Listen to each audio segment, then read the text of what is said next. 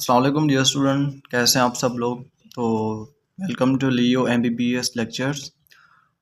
तो as you know कि भाई हम ब्लड फिजियोलॉजी पढ़ें, ठीक है। तो this is the third lecture of blood physiology. इससे पहले हम 2 लेक्चर्स पढ़ चुके हैं जिसके अंदर हमने तकरीबन 65% ब्लड फिजियोलॉजी को कवर कर चुके हैं, ठीक है। अभी this is our third lecture and final lecture of blood physiology.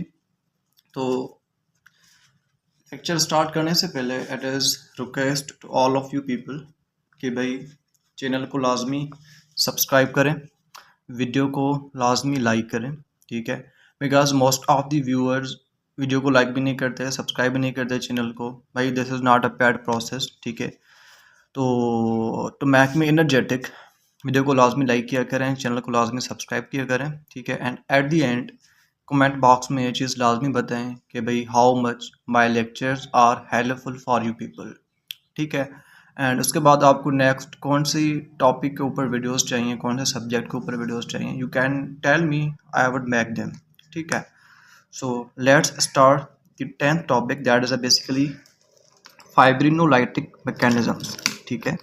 फाइब्रिनोलाइटिक mechanisms, अच्छा बेसिकली ये कौन से मैकेनिज्म्स हैं। देखें, जब ब्लड की क्लॉट की फॉर्मेशन होती है बाय दी कोआगुलेशन कैस्केड, जब कोआगुलेशन कैस्केड के थ्रू ब्लड का क्लॉट बनता है ना, अब उस ब्लड के क्लॉट को हमने रिमूव करना है।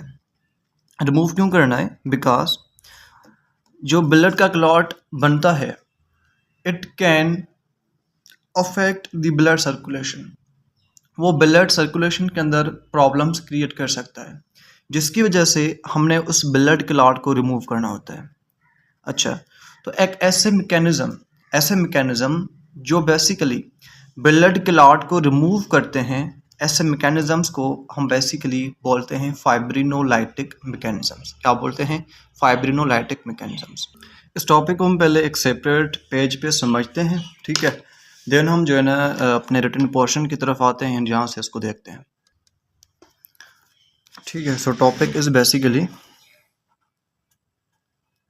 फाइब्रिनो, okay now it is visible, fibrinolytic mechanisms, ठीक हो गया। फाइब्रिनोलाइटिक मैकेनिज्म्स, अच्छा क्या बताया मैंने आपको कि भाई ये वो मैकेनिज्म्स हैं जिसके थ्रू क्या होता है कि जो हमारा ब्लड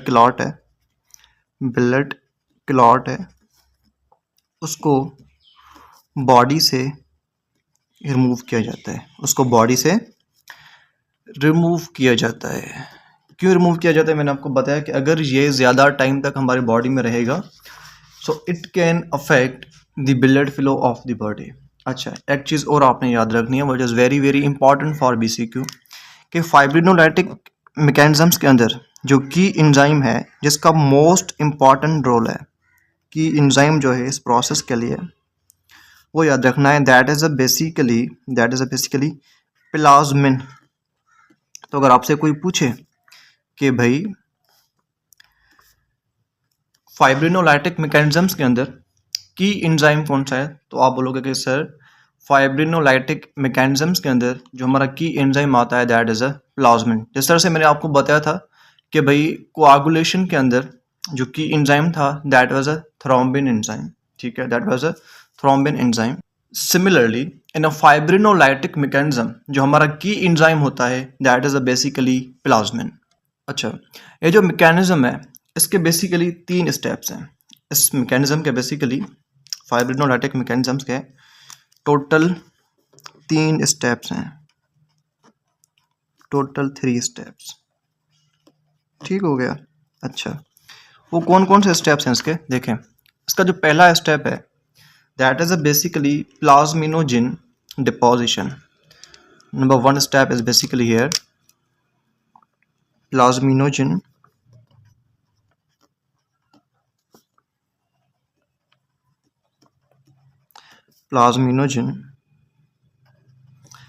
डिपोजिशन, बल्कि इसको हम 4 स्टेप्स में पढ़ते हैं, ठीक है, इसको 4 में पढ़ते हैं, नॉट 3, 4 में हम इसको पढ़ते हैं।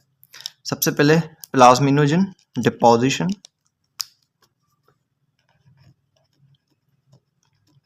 ठीक है। एंड इसका जो दूसरा स्टेप है that is activation to the plasmin, that is the activation to the plasmin. And इसका जो थर्ड स्टेप है that is basically action of plasmin, action of plasmin, ठीक है, action of plasmin. And the fourth step is basically the final result जो हमें achieve होता है, जिसमें हमारा जो you can say blood clot है वो रिमूव हो जाता है, that is a final result, जिसका बेसिकली फोर्थ स्टेप है। ठीक है, सो कितने स्टेप्स हो गए? 4। अगर आपसे कोई पूछे कि भाई फाइब्रिनोलाइटिक मैकेनिज्म्स के अंदर टोटल कितने स्टेप्स हैं, तो हम बोलेंगे कि सर फाइब्रिनोलाइटिक मैकेनिज्म्स के अंदर बेसिकली 4 स्टेप्स हैं। Number 1 plasminogen deposition, activation to the plasmin, action of the plasmin and there is final result. अच्छा, सबसे पहले क्या होता है, जब ब्लड क्लॉट की फॉर्मेशन होती है ना, बेसिकली प्रोसेस यहाँ से स्टार्ट होता है। जब ब्लड क्लॉट की फॉर्मेशन होती है तो इस ब्लड क्लॉट के अंदर बेसिकली एक इनएक्टिव प्रोटीन डिपॉजिट होती है, उसके अंदर एक इनएक्टिव प्रोटीन डिपॉजिट होती है। एंड उस इनएक्टिव प्रोटीन को हम बेसिकली बोलते हैं प्लाज्मिनोजन। क्या बोलते हैं इसको? उसको हम बेसिकली बोलते हैं प्लाज्मिनोजन। ठीक है, एंड ये जो प्लाज्मिनोजन है ना, ये ब्लड क्लॉट के अंदर ट्रैप्ड होती है। This is trapped in blood clot, this is trapped in blood clot.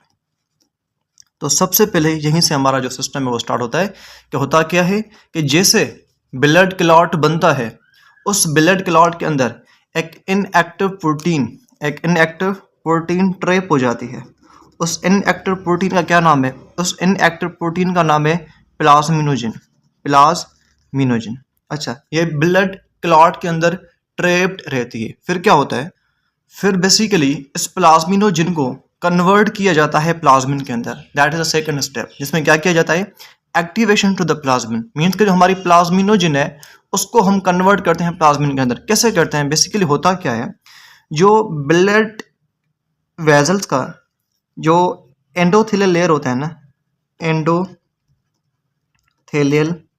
Layer, उस एंडोथेलियल लेयर से बेसिकली रिलीज होता है टिश्यू प्लाज्मिनोजन एक्टिवेटर। क्या रिलीज होता है? टिश्यू प्लाज्मिनोजन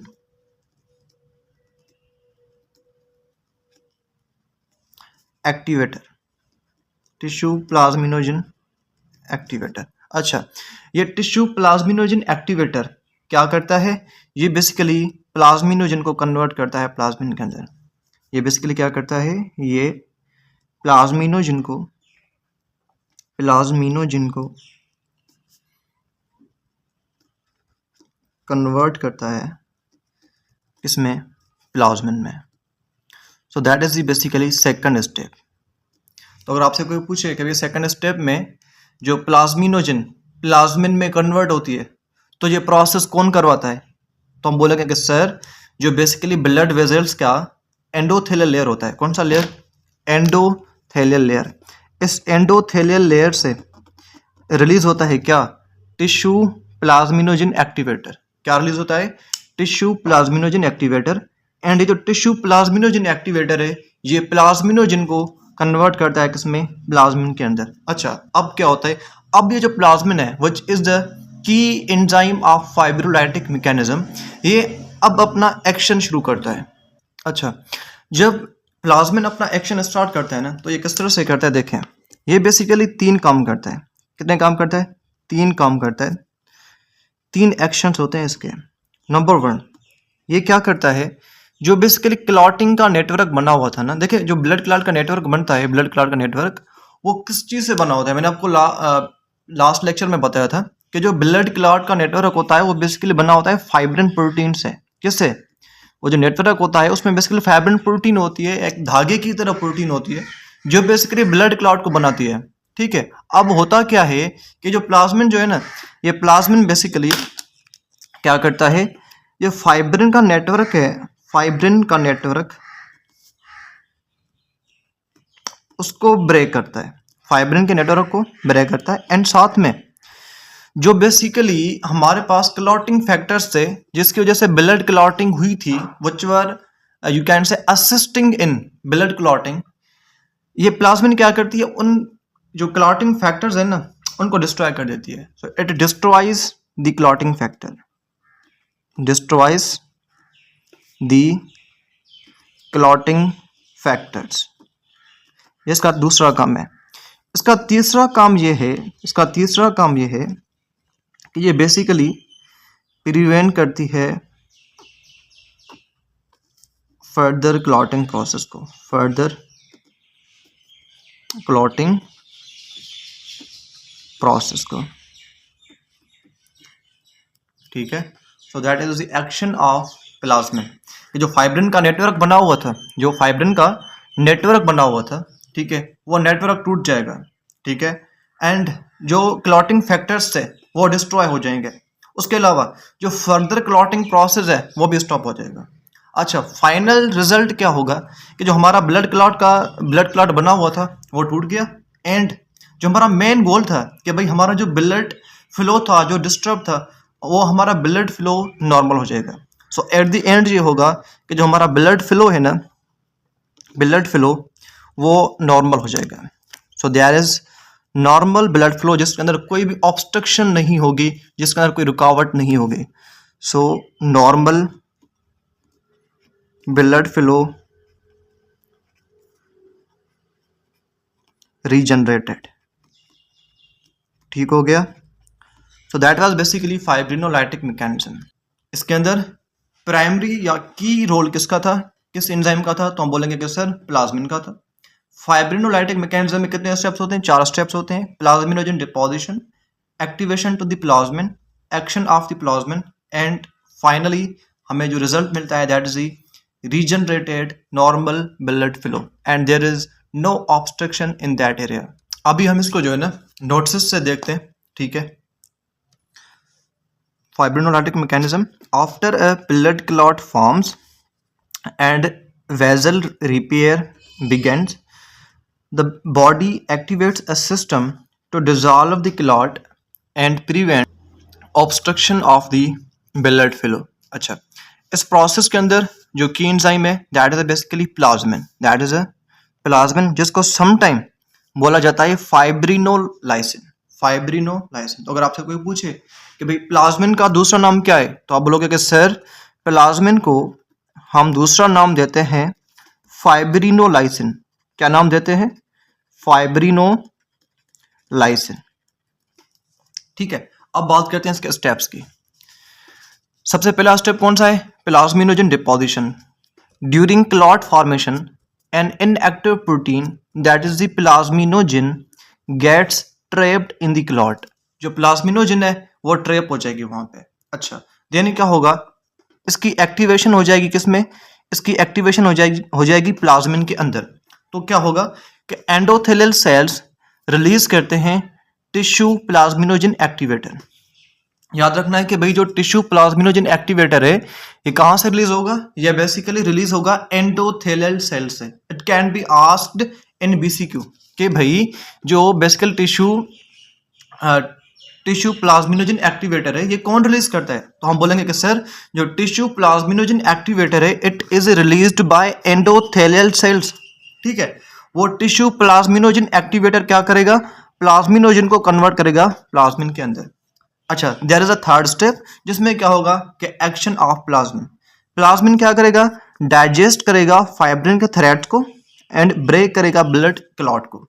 एंड साथ में इसका दूसरा बहुत इंपॉर्टेंट रोल क्या था कि ये डिस्ट्रॉय करेगा क्लॉटिंग फैक्टर्स को। कौन कौन से clotting factors, 5th 8th prothrombin, and it prevents the further clotting process.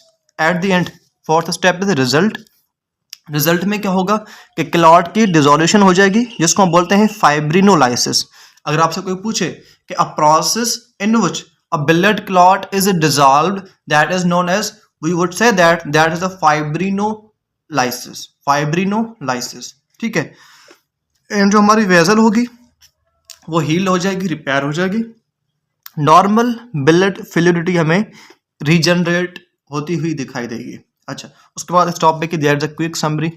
फाइब्रिनोलाइसिस में क्या है कि जो प्लाज्मिनोजन है ये कन्वर्ट हो जाएगी प्लाज्मिन के अंदर by the help of tissue plasminogen activator. ठीक है, प्लाज्मिन क्या करती है, डाइजेस्ट करती है फाइब्रिन एंड क्लॉटिंग फैक्टर्स को, and clot is removed after healing. अच्छा, and it prevents excessive thrombosis and keep circulation normally. अब बात करते हैं about the 11th topic, that is basically haemorrhage and thromboembolic condition. ठीक है, सो अच्छा 1 minute मैं कैमरा को थोड़ा सा नीचे करता हूँ ताकि नोट्स प्रॉपर क्लियर हो। Okay, I think now these are best clear. देखें, so topic number 11 is which one, that is a haemorrhage and thromboembolic conditions. अब हम इसको पहले पेज से समझते हैं, कॉन्सेप्चुअली इसको अंडरस्टैंड करते हैं, देन हम रिटर्न करते हैं अपने नोट्स की तरफ। अच्छा, तो सबसे पहले हम बात करते हैं अबाउट हेमरेजिक कंडीशंस। हेमरेजिक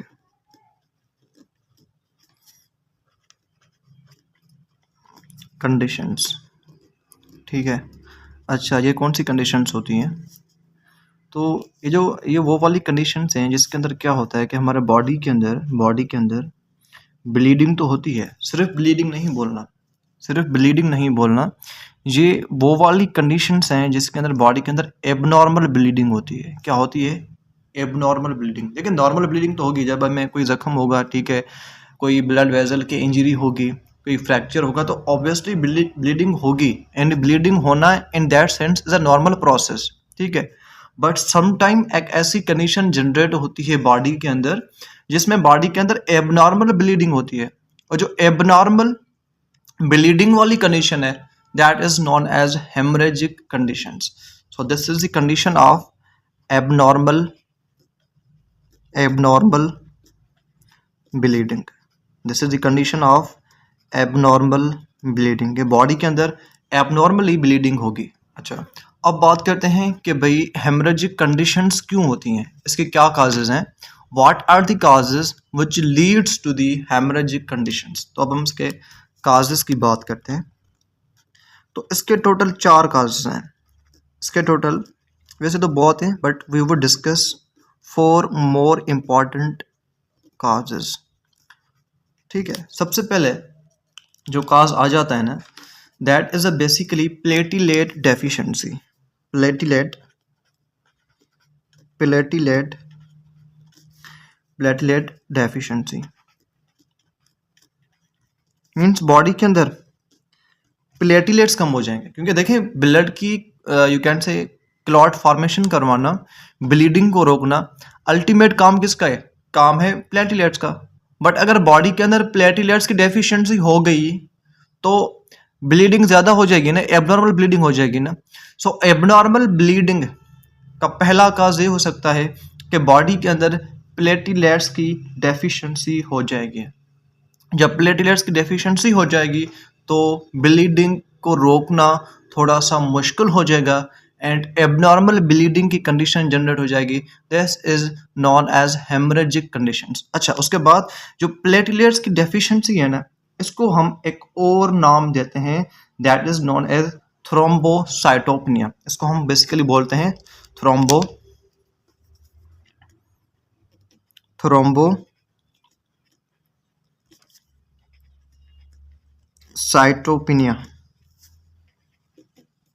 ठीक है, अच्छा, या प्लेटलेट्स की डेफिशिएंसी हो जाएगी, मीन्स वो कम हो जाएंगे। ठीक है, बॉडी से ख़त्म हो जाएंगे। डेफिशिएंसी में ऑलमोस्ट वो ख़त्म हो जाएंगे ना। डेफिशिएंसी में ये होगा कि प्लेटलेट्स ख़त्म हो जाएंगे, याद रखना। या तो ऐसा हो सकता है कि ये जो प्लेटलेट्स है ना, इनकी डेफिशिएंसी नहीं होगी, बट इनका थोड़ा सा नंबर कम हो जाएगा, इनका थोड़ा सा नंबर कम हो जाएगा। तो समटाइम ये हो सकता है कि इनका जो नंबर है वो नंबर बेसिकली रिड्यूस हो जाएगा। डेफिशिएंसी में ये होगा कि प्लेटलेट्स ऑलमोस्ट बहुत ज़्यादा एक्सटेंट तक ख़त्म हो जाएंगे, बट जो बेसिकली जब हम बात करते हैं ना नंबर रिड्यूस होने का, तो इसमें थोड़ा सा जो प्लेटलेट्स का काउंट होगा ना वो थोड़ा सा कम होगा। ठीक है, इसमें platelet count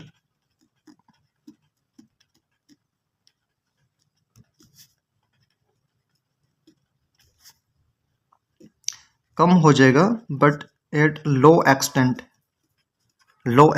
This is a difference between platelet deficiency and platelet count का कम होना. ठीक है. अच्छा, बट ज़्यादा जो सीवियर कंडीशन होगी, ज़्यादा सीवियर हेमरेजिक कंडीशंस होगी, वो प्लेटलेट डेफिशिएंसी वाली कंडीशन में होगी. जब प्लेटलेट डेफिशिएंसी होगी ना, तो ज़्यादा हेमरेजिक कंडीशंस हमें देखने को मिलेंगी. बट इनका जब थोड़ा सा नंबर कम होगा तो हेमरेजिक कंडीशंस हमारी बॉडी में एग्जिस्ट करेंगी बट इतनी ज़्यादा इंटेंस नहीं होंगी. ठीक है. अच्छा, एक चीज़ मैं आपको और बता दूं, जब बॉडी के अंदर प्लेटलेट्स कम होते हैं, ठीक है, उनका नंबर कम होता है, डेफिशिएंसी नहीं होती, कम होते हैं. जब इनका नंबर कम होता है ना, तो बॉडी के अंदर हमें रेड एंड पर्पल डॉट्स दिखने को मिलते हैं. बॉडी के अंदर red and purple dots appear होते हैं. कहाँ पे अपीयर होते हैं? वो बेसिकली हमारे म्यूकस मेम्ब्रेन के ऊपर, ठीक है, म्यूकस मेम्ब्रेन्स के ऊपर एंड साथ में हमारी स्किन के ऊपर ये red and purple dots appear होते हैं. ठीक हो गया. एंड इनको हम एक नाम देते हैं, वो नाम आपने लाजमी याद रखना है. That is known as petechiae. इनको हम पैटेची बोलते हैं या पैटेकी भी बोल सकते हैं. पैटेची बोले या पैटेकी बोले, whatever you need, whatever you want, you can pronounce it. ठीक है. ये बहुत छोटे छोटे से डॉट्स होते हैं. ऑलमोस्ट अगर हम बात करें तो ये यू कैन से मिलीमीटर में आ जाते हैं. तकरीबन 2 मिलीमीटर के होते हैं. ये ऑलमोस्ट 2 मिलीमीटर के होते हैं. ठीक है. ये चीज़ आपने याद रखनी है कि जब बॉडी के अंदर, याद रखना, very important point is this, कि भाई जब बॉडी के अंदर प्लेटलेट्स कम होते हैं, इनका नंबर कम होता है, तो बॉडी के अंदर हमें red and purple dots appear होते हुए दिखते हैं. ठीक है. एंड उन रेड एंड पर्पल डॉट्स को हम बोलते हैं पैटेची या पैटेकी. ठीक है. अच्छा, कहाँ पे अपीयर होते हैं? हमारी म्यूकस मेम्ब्रेन्स एंड हमारी स्किन के ऊपर हमें ये डॉट्स नजर आते हैं. ठीक है. एंड ये डॉट्स बहुत छोटे होते हैं. कितने होते हैं? 2 मिलीमीटर तक होते हैं. 2 मिलीमीटर तक होते हैं. अच्छा, फिर क्या होता है? सम टाइम ऐसा हो सकता है कि ये जो डॉट्स हैं ना, ये थोड़े से बड़े भी हो जाते हैं. सम टाइम ये 2 मिलीमीटर से लेके 2 मिलीमीटर से बढ़ते हैं एंड ये 10 मिलीमीटर तक चले जाते हैं. 10 मिलीमीटर तक चले जाते हैं. जब ये डॉट्स 2 मिलीमीटर से बढ़ जाएं एंड 10 मिलीमीटर तक पहुंच जाएं, तो इनको हम एक और नाम देते हैं. That is a purpura. क्या नाम देते हैं इसको? हम परप्यूरा नाम देते हैं. परप्यूरा, इनको हम नाम देते हैं. अच्छा, क्या ये यहीं तक रुकते हैं? सम टाइम इससे भी और बड़े हो जाते हैं, जिनको हम बेसिकली बोलते हैं इकाइमोसिस. क्या बोलते हैं? इकाइमोसिस. इकाइमोसिस वो वाले क्लॉट्स होते हैं जब इनकी यू कैन से साइज 1 सेंटीमीटर तक आ जाए. जब इनकी साइज 1 सेंटीमीटर या 1 सेंटीमीटर से बढ़ जाए तो इनको हम नाम देते हैं इकाइमोसिस. इनको हम नाम देते हैं ecchymosis.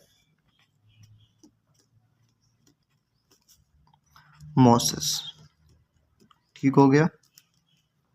So these were 2 conditions जिसमें हेमरेजिक कंडीशंस हमारी बॉडी में जनरेट होती है. Once again I repeating, haemorrhagic conditions वो वाली कंडीशंस होती हैं जिसके अंदर बॉडी में क्या होता है कि बॉडी में बेसिकली एबनॉर्मल ब्लीडिंग होती है. बॉडी में एबनॉर्मल ब्लीडिंग होती है. ये एबनॉर्मल ब्लीडिंग क्यों होती है? मैंने आपको बताया कि एबनॉर्मल ब्लीडिंग के 4 काजेज होते हैं. पहला काज होता है प्लेटलेट्स की डेफिशिएंसी. बॉडी में प्लेटलेट्स कम हो जाएं, जिसको हम बेसिकली बोलते हैं थ्रोम्बोसाइटोपेनिया.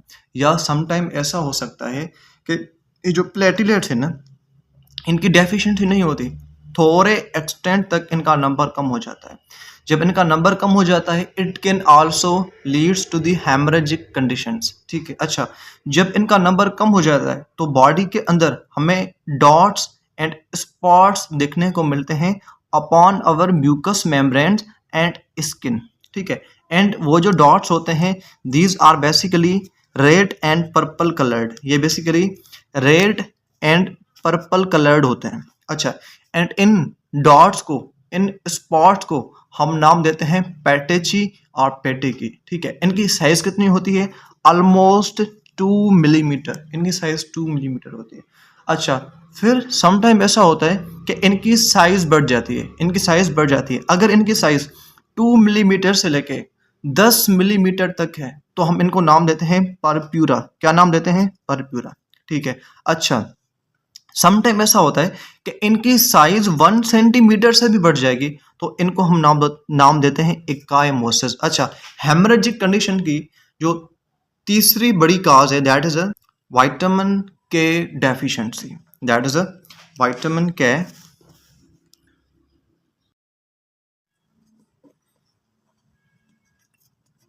विटामिन के डेफिशिएंसी। अच्छा, अब देखें, विटामिन के की डेफिशिएंसी की वजह से भी हेमरेजिक कंडीशंस बॉडी में जनरेट हो सकती हैं। बिकॉज ये जो विटामिन के है ना, this is very important in a sense that because ये कुछ ऐसे एंजाइम्स बनाती हैं जो बेसिकली बॉडी के अंदर ब्लड कोआगुलेशन के अंदर बहुत ज़्यादा इंपॉर्टेंट रोल प्ले करते हैं, ठीक है। एंड साथ में विटामिन के is important for the production of clotting factors. तो ये बेसिकली कुछ एंजाइम्स बनाती है, ठीक है, फॉर क्लॉटिंग पर्पज। साथ में ये क्लॉटिंग फैक्टर्स को बनाती है, विटामिन के क्लॉटिंग फैक्टर्स को बनाती है, जिसकी वजह से अगर इसकी डेफिशिएंसी हो गई ना तो अल्टीमेटली इनकी डेफिशिएंसी हो जाएगी एंड ब्लड के अंदर यू कैन से क्लॉटिंग नहीं होगी, एबनॉर्मल ब्लीडिंग होगी, ठीक है। That would leads to the haemorrhagic conditions. And the fourth cause is basically vascular wall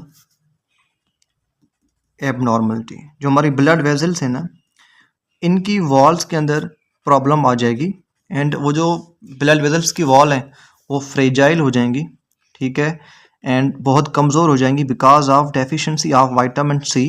and जिसकी वजह से क्या होगा कि एबनॉर्मल ब्लीडिंग वाली कंडीशन जनरेट होगी। So these were the 4 causes of haemorrhagic conditions. पहला काज कौन सा था? प्लेटलेट डेफिशिएंसी, जिसको हम क्या बोल रहे थे? थ्रोम्बोसाइटोपनिया। दूसरा, प्लेटलेट्स का नंबर कम हो जाए। तीसरा, विटामिन के की डेफिशिएंसी। चौथा, जो वेस्कुलर वॉल है अगर इसके अंदर एबनॉर्मलिटी आ जाए एंड हमारी ब्लड वेजल्स फ्रेजाइल हो जाएं, ठीक है, एंड वो ज़्यादा you can say blood pressure को मेंटेन ना कर सकें, so it can leads to the haemorrhagic conditions. Vascular wall की एबनॉर्मलिटी की होगी, मैंने आपको बताया कि विटामिन सी की डेफिशिएंसी की वजह से। ये चीज़ पे आपने याद रखनी है कि this is due to because of deficiency of vitamin C, ठीक है। Okay, look at here topic number 11, haemorrhagic and thromboembolic conditions. Thromboembolic conditions में क्या होता है कि एबनॉर्मल क्लॉट की फॉर्मेशन होती है, इसके अंदर एबनॉर्मल क्लॉट की फॉर्मेशन होती है with in the blood vessels, ठीक है। दिस इज़ वेरी इंपॉर्टेंट और इजी टॉपिक, इसको हम यहीं से कवर कर लेंगे। हेमरेजिक कंडीशंस क्या है? These are the states of abnormal bleeding, abnormal bleeding due to the failure of haemostasis. Haemostasis क्या था? दैट वाज यू कैन से अ प्रोसेस जिसके अंदर 4 स्टेप्स थे, ठीक है, जिसके नतीजे में क्या होता है कि ब्लड की क्लॉटिंग होती है, ठीक है, कोआगुलेशन होती है ब्लड की, ठीक है। अच्छा, अब हेमरेजिक कंडीशंस क्यों होते हैं, इसके क्या काजेज हैं? Number 1, platelet deficiency. जब प्लेटलेट्स बॉडी में ख़त्म हो जाए, इनकी डेफिशिएंसी हो जाए, ठीक है, तो इससे हेमरेजिक कंडीशंस जनरेट हो सकती हैं एंड प्लेटलेट्स की डेफिशिएंसी को हम क्या बोलते हैं? थ्रोम्बोसाइटोपनिया। या प्लेटलेट काउंट कम हो जाए, इनका नंबर कम हो जाए, जिसकी वजह से small pin point haemorrhages body में अपीयर होते हैं जिनको हम बोलते हैं पेटेकी, ठीक है, जिसकी वजह से म्यूकोजल ब्लीडिंग भी होती है, ठीक है, हमें स्पॉट्स नजर आते हैं बॉडी के ऊपर, ठीक है। उसके बाद another cause can be vitamin K deficiency because vitamin K is needed for synthesis of prothrombin and clotting factors like A7, 9th and 10th, जिनके पास क्या होती है बेसिकली ब्लीडिंग टेंडेंसी होती है, ब्लीडिंग को रोकने की टेंडेंसी होती है। एंड उसका चौथा काज क्या होता है? यहाँ पे नहीं लिखा हुआ, that is vascular wall abnormality, ठीक है, जिसकी वजह से ब्लड वेजल्स फ्रेजाइल हो जाती हैं due to deficiency of vitamin C. अच्छा, इसका काज हीमोफिलिया भी हो सकती है, that is basically genetic disorder. अगर फैक्टर 8 की डेफिशिएंसी हो जाती है तो it leads to the haemophilia है, दिस इज़ वेरी बेसिक, आपको याद होगा। ठीक है, अगर फैक्टर 9 की डेफिशिएंसी हो जाए तो इससे हीमोफिलिया बी होती है। या समटाइम लिवर की डिजीज़ होती है जिसमें क्या होता है कि लिवर जो है वो क्लॉटिंग फैक्टर्स को प्रोड्यूस नहीं करता।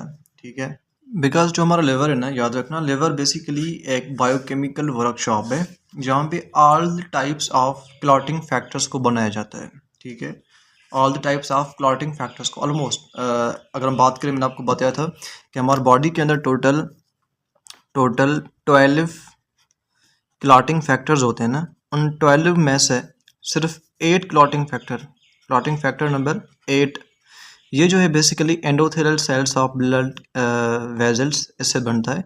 बाकी जो almost all the you can से क्लॉटिंग फैक्टर्स हैं, ये लिवर की वजह से बनते हैं।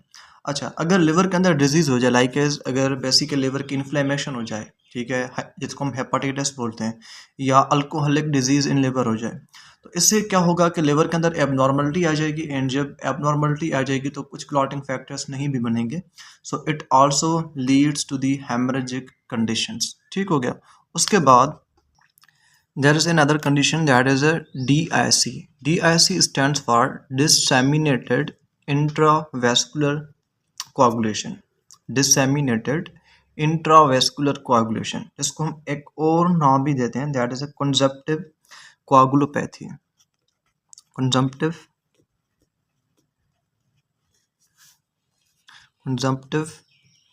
coagulopathy. अच्छा, इसमें क्या होता है कि बेसिकली बॉडी के अंदर बहुत ज़्यादा छोटे छोटे से क्लॉट्स बनते हैं, एंड उन छोटे छोटे से क्लॉट्स को हम बोलते हैं माइक्रोथ्रोम्बा। ठीक है, जब बॉडी के अंदर बहुत ज़्यादा क्लॉट्स बनते हैं तो क्लॉट्स कौन बनाएगा? ऑब्वियसली क्लॉटिंग फैक्टर्स बनाएंगे। जो बॉडी के अंदर बहुत ज़्यादा क्लॉट्स होंगे एंड बहुत ज़्यादा क्लॉटिंग फैक्टर्स यूज़ होंगे, तो नतीजे में क्या होगा? नतीजे में ये होगा कि बॉडी के अंदर क्लॉटिंग फैक्टर्स बहुत कम रह जाएंगे एंड बॉडी के अंदर सीवियर ब्लीडिंग स्टार्ट हो जाएगी। इस कंडीशन को हम बोलते हैं डिससेमिनेटेड इंट्रावेस्कुलर कोआगुलेशन, या जिसको हम बोलते हैं कंजप्टिव कोआगुलोपैथी, जिसमें क्या होगा कि बॉडी के अंदर बहुत सारे छोटे छोटे से क्लॉट्स बनेंगे जिनको हम नाम देते हैं माइक्रोथ्रोम्बा। ठीक है, उन बहुत सारे क्लॉट्स में क्या होगा कि जो हमारे क्लॉटिंग फैक्टर्स हैं वो क्लॉटिंग फैक्टर्स यूज़ हो जाएंगे।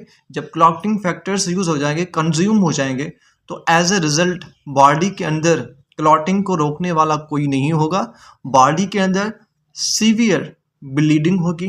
This condition is known as disseminated intravascular condition. It would also leads to the hemorrhagic conditions. तो इसमें क्या होगा कि clotting factors consumed in widespread clotting. widespread clotting का मतलब यह है कि बॉडी के अंदर बहुत ज़्यादा क्लॉटिंग हो रही है। कहाँ पे हो रही है? छोटे छोटे क्लॉट्स के बनाने में। ठीक है, इसमें क्लॉटिंग फैक्टर्स यूज़ हो गए, जिसकी वजह से क्या होगा कि सीवियर ब्लीडिंग होगी, and this is a secondary severe bleeding. ठीक है, क्योंकि देखें अगर प्राइमरी की बात करते हैं तो इट मीन्स दैट के क्लॉटिंग फैक्टर्स की कमी है। अब देखें क्लॉटिंग फैक्टर्स भी हैं, उसके बावजूद भी ब्लीडिंग हो रही है। ठीक है, so that's why it is not as secondary severe bleeding. उसके बाद हम बात करते हैं अबाउट थ्रोम्बो एम्बोलिक कंडीशंस, जिसमें क्या होता है कि बॉडी के अंदर अनडिजायरेबल क्लॉट्स बनते हैं ब्लड वेजल्स के अंदर। अच्छा, ये जो यू कैन से थ्रोम्बो एम्बोलिक कंडीशंस हैं, इसको हम दो डोमेन्स में डिवाइड करते हैं। It can B thrombus, it can B embolus. ठीक है, थ्रोम्बस में क्या होता है कि बेसिकली कोई एबनॉर्मल क्लॉट बनता है एंड वो आके ब्लड वेजल की वॉल के साथ अटैच हो जाता है। This is known as thrombus. Embolus में क्या होता है कि जो क्लॉट की फॉर्मेशन होती है ना, वो क्लॉट क्या करता है, पूरी बॉडी के अंदर सर्कुलेट करता रहता है एंड ये और ब्लड वेजल्स को भी, स्मॉल ब्लड वेजल्स को ब्लॉक करेगा। This is not as embolus. ठीक है, थ्रोम्बस एंड एम्बोलस दोनों के अंदर कॉमन चीज़ यह है कि भाई दोनों के अंदर क्लॉट्स की फॉर्मेशन होती है, बट डिफरेंस इज दैट कि जो थ्रोम्बस के अंदर ब्लड क्लॉट बनता है वो स्टैटिक होता है, वहीं पे अटैच्ड रहता है। एम्बोलस में क्या होगा कि जो क्लॉट बनेगा ना उसको मज़ा नहीं आएगा कि एक जगह पे रुके, ठीक है, वो इधर उधर फिरता रहेगा, ठीक है, उसको वो सर्कुलेट करता रहेगा। एंड जब हमारी बॉडी के अंदर ब्लड क्लॉट सर्कुलेट करता है, this condition is known as embolus. That's why we can say that कि embolus is more dangerous as compare to thrombus.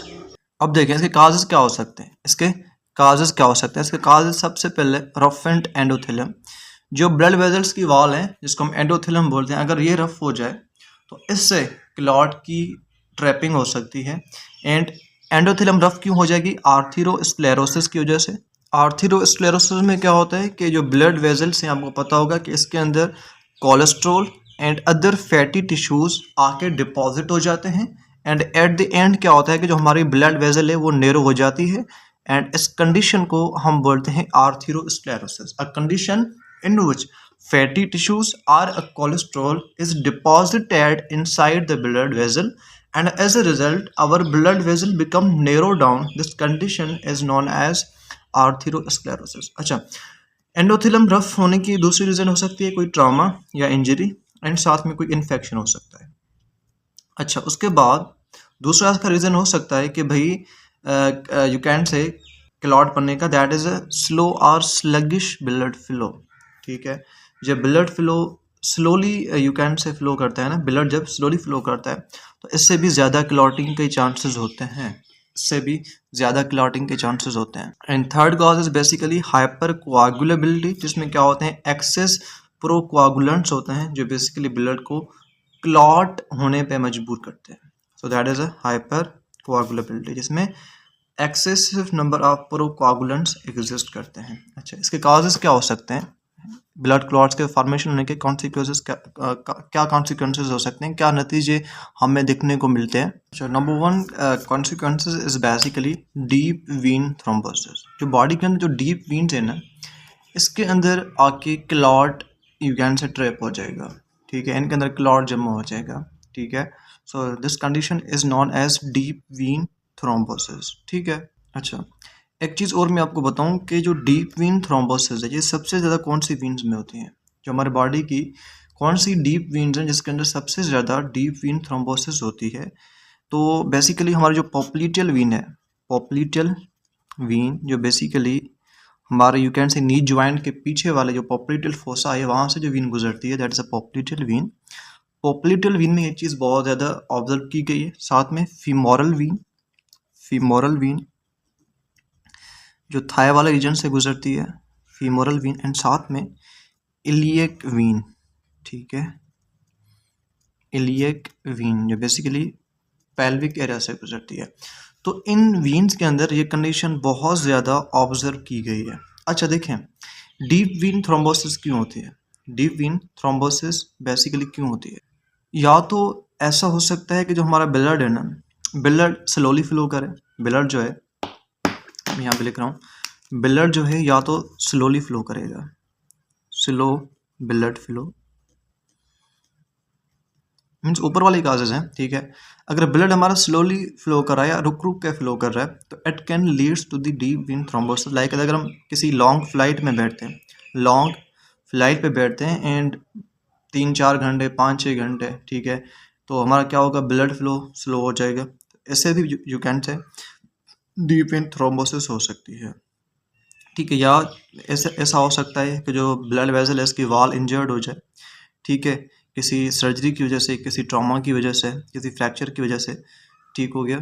या ऐसा हो जाए कि बॉडी के अंदर जो ब्लड है, ब्लड के अंदर जो कोआगुलेशन एबिलिटी है वो बढ़ जाए, जिसको हम बोलते हैं हाइपर कोआगुलेबिलिटी, ठीक है, जिसमें ब्लड की कोआगुलेशन एबिलिटी बढ़ जाए। स्पेशली जब हम बात करते हैं प्रेगनेंसी है ना, तो प्रेगनेंसी वाली कंडीशन में जो ब्लड की यू कैन से क्लॉटिंग एबिलिटी है वो बहुत ज़्यादा बढ़ जाती है, ठीक है, प्रेगनेंसी में बढ़ जाती है, तो it can leads to the deep vein thrombosis. और कैंसर के पेशेंट्स को भी ये बहुत ज़्यादा रिस्क होता है। So this is a basically first consequence. Second क्या हो सकता है? पल्मोनरी एम्बोलिज्म, ठीक है, वो जो बेसिकली क्लॉट है ना वो लंग्स तक ट्रेवल कर जाएगा, लंग्स तक ट्रेवल कर जाएगा। और इट कैन बी स्ट्रोक और मायोकार्डियल इन्फेक्शन, इसमें जो हमारा क्लॉट है, ठीक है, वो ब्लॉक करेगा किसको, सेरिब्रल और कोरोनरी ब्लड वेजल्स को। इन केस ऑफ स्ट्रोक ये बेसिकली सेरिब्रल ब्लड वेजल्स को ब्लॉक करेगा। मायोकार्डियल इन्फेक्शन की केस में ये बेसिकली कोरोनरी वेजल्स को ब्लॉक करेगा। And this is the summary of this topic. And last उसके बाद जो हमारा नेक्स्ट टॉपिक है, not a last, that is basically genesis of white blood sales, कि हमारी बॉडी के अंदर वाइट ब्लड सेल्स किस तरह से बनते हैं। अभी हम इसको पढ़ते हैं। अच्छा, एक चीज़ आपको पता होगी, मैंने आपको पहले बताया था कि all type of the blood cell जो बनते हैं वो बेसिकली बनते हैं ओरिजिनल स्टेम सेल से। एंड हमारी बॉडी का जो ओरिजिनल स्टेम सेल है that is a pluripotent haematopoietic stem cell, जो बेसिकली बोन मैरो के अंदर होता है। इससे basically all the types of blood cells बनते हैं। अब हम बात करते हैं कि भाई इन basically pluripotent haematopoietic stem cells से हमारे वाइट ब्लड सेल्स किस तरह से बनते हैं, which is the army of the body, police of the body, ठीक है। It is these are the defenders of our body, ठीक है। सो स्टेम सेल्स डिफ्रेंशिएट होते हैं दो लीनिएजेस के अंदर। एक होती है माइलोइड लीनिएज एंड दूसरी होती है लिम्फोइड लीनिएज, ठीक है। So there are two lineages जिसकी वजह से बॉडी के अंदर वाइट ब्लड सेल्स बनते हैं, व्हिच आर माइलोइड लीनिएज, आपने नाम लाजमी याद रखना है, myeloid lineage and lymphoid lineage. These are two lineages जिसकी वजह से बॉडी के अंदर वाइट ब्लड सेल्स बनते हैं, बॉडी के अंदर वाइट ब्लड सेल्स बनते हैं।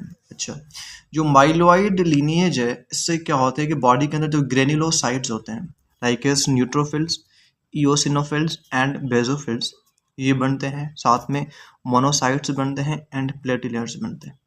लिम्फोइड लीनिएज से बेसिकली लिम्फोसाइट्स बनते हैं, B cells, T cells and NK cells which stands for natural killer cells, ठीक है।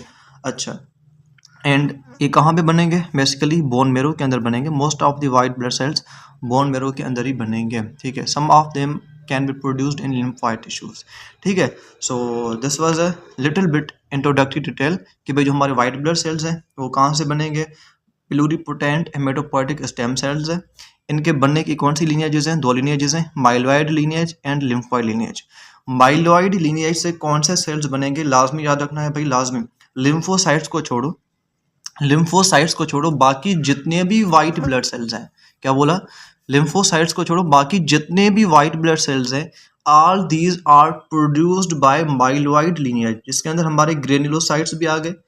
Granulocytes are which one, neutrophils, eosinophils and basophils. And साथ में जो हमारे मोनोसाइट्स हैं ये भी इससे बनते हैं। एंड साथ में प्लेटिलेट्स भी माइलोइड लीनिएज से ही बनते हैं, प्लेटिलेट्स भी माइलोइड लीनिएज से बनते हैं। अगर आपसे कोई पूछे कि भाई platelets are produced in which lineage, myeloid lineage और लिम्फोइड लीनिएज, तो हम बोलेंगे कि sir platelets are produced in myeloid lineage. ये चीज़ आपने लाजमी याद रखनी है फॉर BCQ पर्पज, लाजमी याद रखनी है कि platelets are produced by myeloid lineage.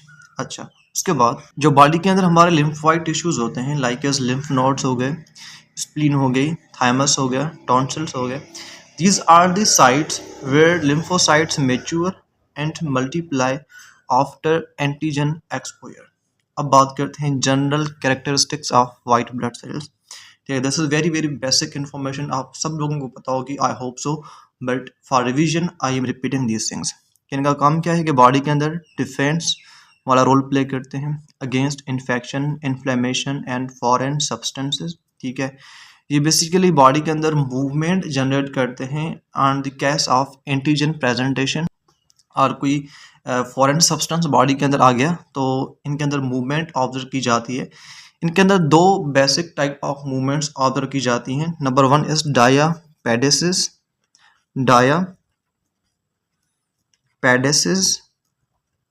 and other one is chemotaxis. These two types of movements are observed in white blood cells. जब भी किसी इन्फेक्शन को ख़त्म करना हो या जब भी बेसिकली ये हमारी बॉडी की आर्मी है जब अपना काम करती है तो दो किस्म की मूवमेंट्स को शो करेगी। कौन सी, डायापेडेसिस एंड साथ में कीमोटैक्सिस। अच्छा, डायापेडेसिस में क्या होते हैं कि जो हमारे वाइट ब्लड सेल्स हैं ना वो कैपिलरीज से निकल के टिश्यूज में आ जाते हैं। कैपिलरीज से निकल के टिश्यूज में आ जाते हैं। एंड कीमोटैक्सिस में क्या होगा कि जो हमारे वाइट ब्लड सेल्स हैं वो केमिकल सिग्नल्स की तरफ मूव करेंगे। मीन्स के अगर कोई डैमेज्ड एरिया है, डैमेज्ड टिश्यू है, तो वहाँ पे चले जाएंगे एंड उस डैमेज को ख़त्म करने की कोशिश करेंगे। So this is a chemotaxis. So these are the two movements which are diapedesis, जिसमें क्या होगा, डायापेडेसिस में WBCs squeeze through capillary walls into the tissues. WBCs क्या करेंगे, कैपिलरी वॉल से स्क्वीज होके कहाँ पे आ जाएंगे, टिश्यूज के अंदर आ जाएंगे। कीमोटैक्सिस में क्या होगा, they move towards chemical signals from damaged tissue और बैक्टीरिया। इनका तीसरा रोल है दैट इज अ फेगोसाइटोसिस। अच्छा, फेगोसाइटोसिस कौन करते हैं, आपको ऑब्वियसली याद होगा, but once again there is the repetition के phagocytosis basically neutrophils and monocytes करते हैं। Monocytes and neutrophils are included in the category of phagocytic leukocytes. ठीक है, सो MN आपने याद रखना है, एम एंड एन, ठीक है, मीन्स के मोनोसाइट्स एंड न्यूट्रोफिल्स। तो अगर आपसे कोई पूछे कि भाई कौन से white blood sales phagocytic activity show करते हैं, तो आपने MN को याद रखना है कि भाई monocytes and neutrophils they shows the phagocytic activities.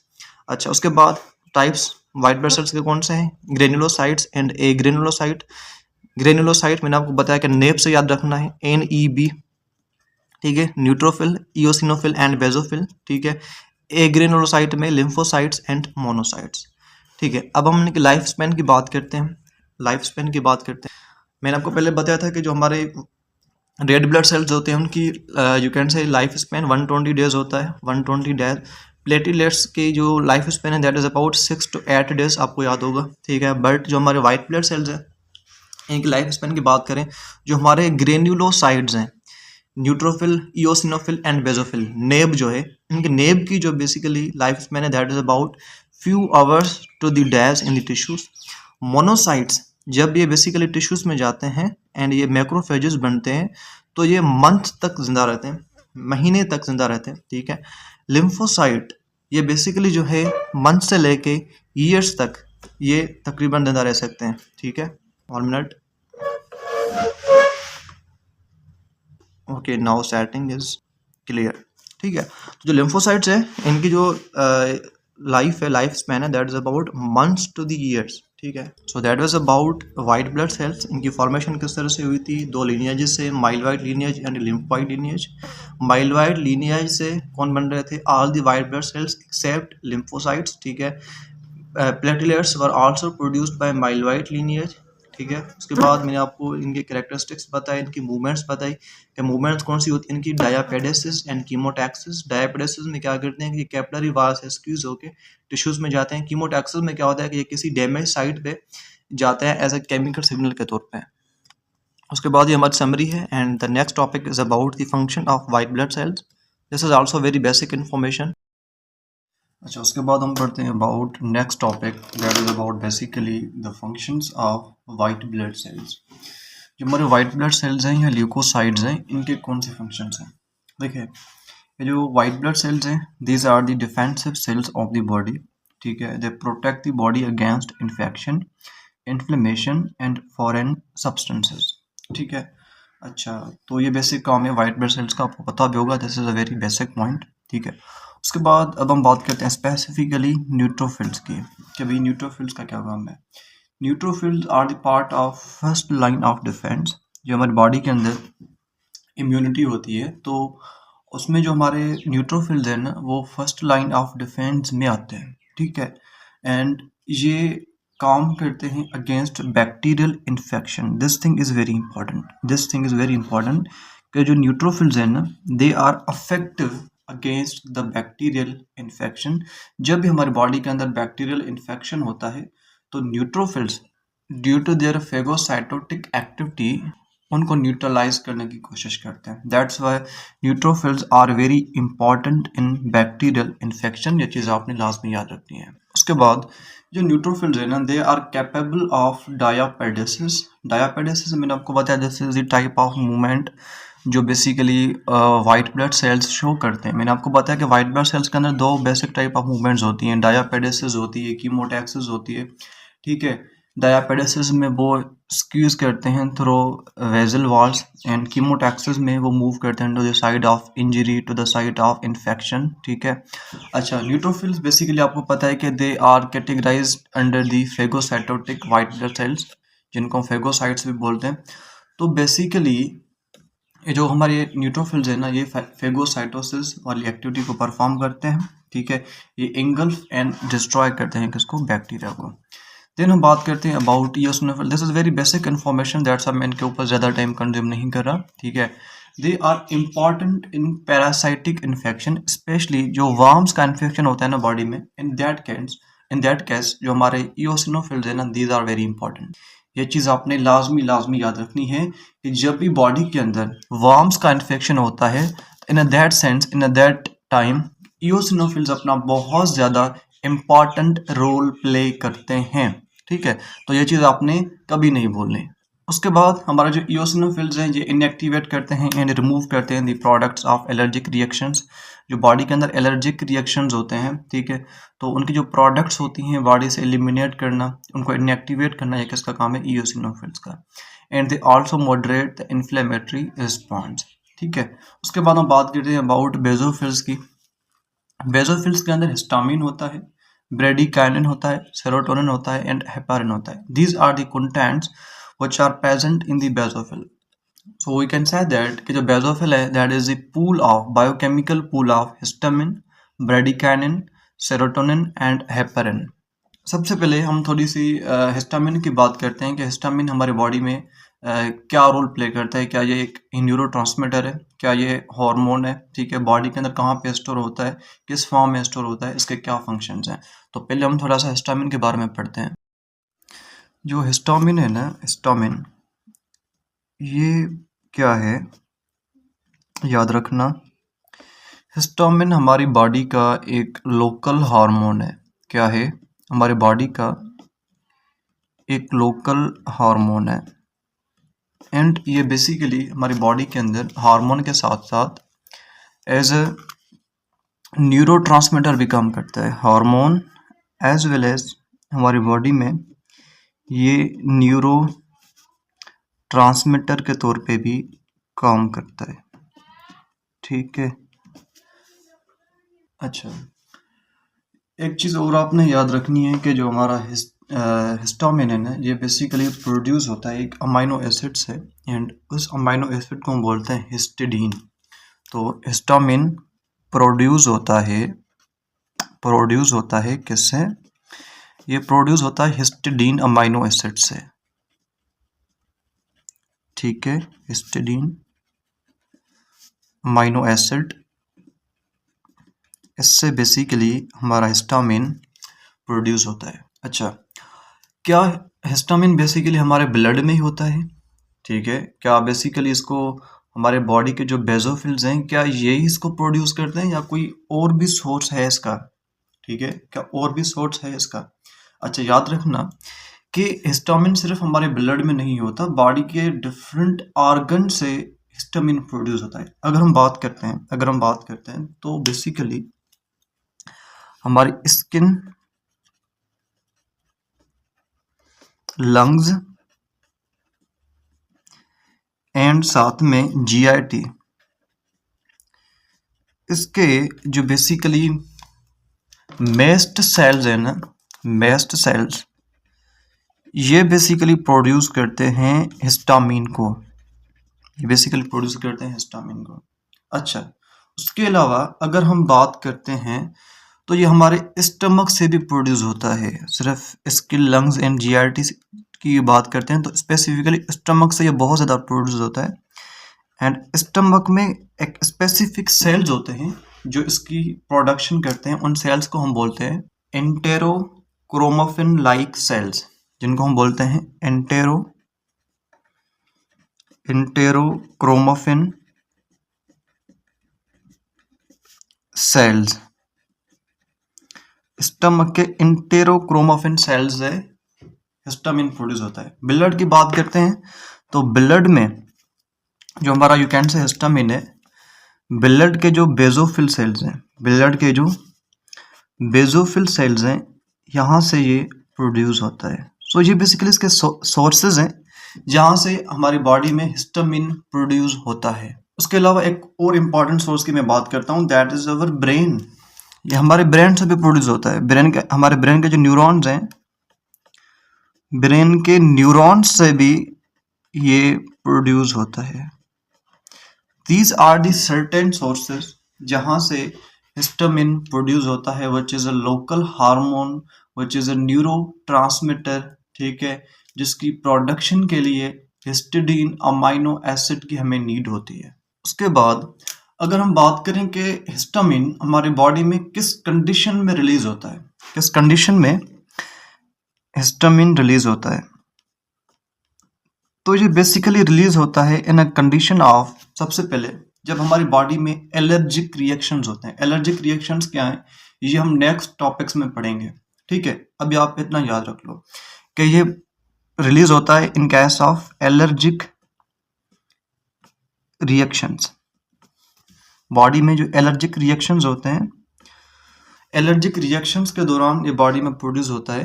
And कौन सा allergic reaction, specifically type 1 allergic reaction. अच्छा, एलर्जिक रिएक्शन को हम एक और नाम देते हैं हाइपर सेंसिटिविटी। एलर्जिक रिएक्शन को एक और नाम देते हैं, that is basically hyper sensitivity. Means जो टाइप 1 हाइपर सेंसिटिविटी है, जिसको हम आगे पढ़ेंगे, डोंट वरी अबाउट दैट, ठीक है। टाइप 1 हाइपर सेंसिटिविटी, इसमें बेसिकली हिस्टामिन की प्रोडक्शन होती है, ठीक है। एंड टाइप 1 हाइपर सेंसिटिविटी जो एलर्जिक रिएक्शन है, this is a very dangerous condition of the body, life threatening condition of the body. उसके अलावा हिस्टामिन रिलीज होता है in a case of tissue injury. जब बॉडी में टिश्यू की injury होती है किसी कट की वजह से, ठीक है, किसी बाइट की वजह से, तो एट दैट केस भी हिस्टामिन रिलीज होता है। साथ में इन्फेक्शन की केस में टिश्यू इंजरी, एंड साथ में इन्फेक्शन की केस में भी बेसिकली हिस्टामिन रिलीज होता है। एंड साथ में सर्टेन ड्रग्स की वजह से, सर्टेन ड्रग्स होती हैं हमारी बॉडी में, उन सर्टेन ड्रग्स की वजह से हिस्टामिन रिलीज होता है। इन कौन सी ड्रग्स, स्पेसिफिकली अगर हम बात करते हैं तो जो मॉर्फिन ड्रग है, मॉर्फिन ड्रग के यूज करने की वजह से भी हिस्टामिन बॉडी में रिलीज होता है। तो अगर आपसे कोई पूछे कि भाई हिस्टामिन बॉडी में किन कंडीशंस के दौरान रिलीज होता है, तो हम बोलेंगे कि सर हिस्टामिन रिलीज होता है जब बॉडी में एलर्जिक रिएक्शंस होते हैं। क्या होते हैं? एलर्जिक रिएक्शंस होते हैं। कौन से एलर्जिक रिएक्शंस, स्पेसिफिकली आपने बोला है टाइप 1 एलर्जिक रिएक्शंस और टाइप 1 हाइपर सेंसिटिविटी, क्योंकि मैंने आपको बताया कि एलर्जिक रिएक्शंस का दूसरा नाम होता है हाइपर सेंसिटिविटी। उसके अलावा जब बॉडी में टिश्यू की इंजरी हो जाए, कोई इन्फेक्शन हो जाए, या सर्टेन ड्रग्स की वजह से भी हमारी बॉडी के अंदर हिस्टामिन रिलीज होता है। अब हम पढ़ते हैं कि जो हमारा हिस्टामिन है इसके कौन से मेजर फंक्शंस हैं, ठीक है, जिसको हम न्यूरोट्रांसमीटर बोल रहे हैं, ठीक है, लोकल हार्मोन बोल रहे हैं, हिस्टिडीन से प्रोड्यूस हो रहा है। इसके कौन से मेजर एक्शंस और फंक्शंस हैं, तो अब हम इसके मेजर एक्शंस की बात करते हैं। मेजर एक्शंस की अब हम बात करते हैं, ठीक हो गया। अच्छा, इसका जो सबसे पहला एक्शन होता है, that is a very important action, that is a vascular action. Vascular action, vascular actions वो होते हैं जो बेसिकली हिस्टामिन के एक्शंस ब्लड वेसल्स पे ऑपरेट होते हैं। जो एक्शंस ब्लड वेसल्स के अंदर होते हैं या ब्लड वेसल्स में ऑपरेट होते हैं, तो उनको हम बोलते हैं वेस्कुलर एक्शंस। अच्छा, अब बेसिकली देखें हिस्टामिन का ब्लड वेसल्स के ऊपर किस तरह का एक्शन है। एक तो ये करवाता है वेजो डायलेशन।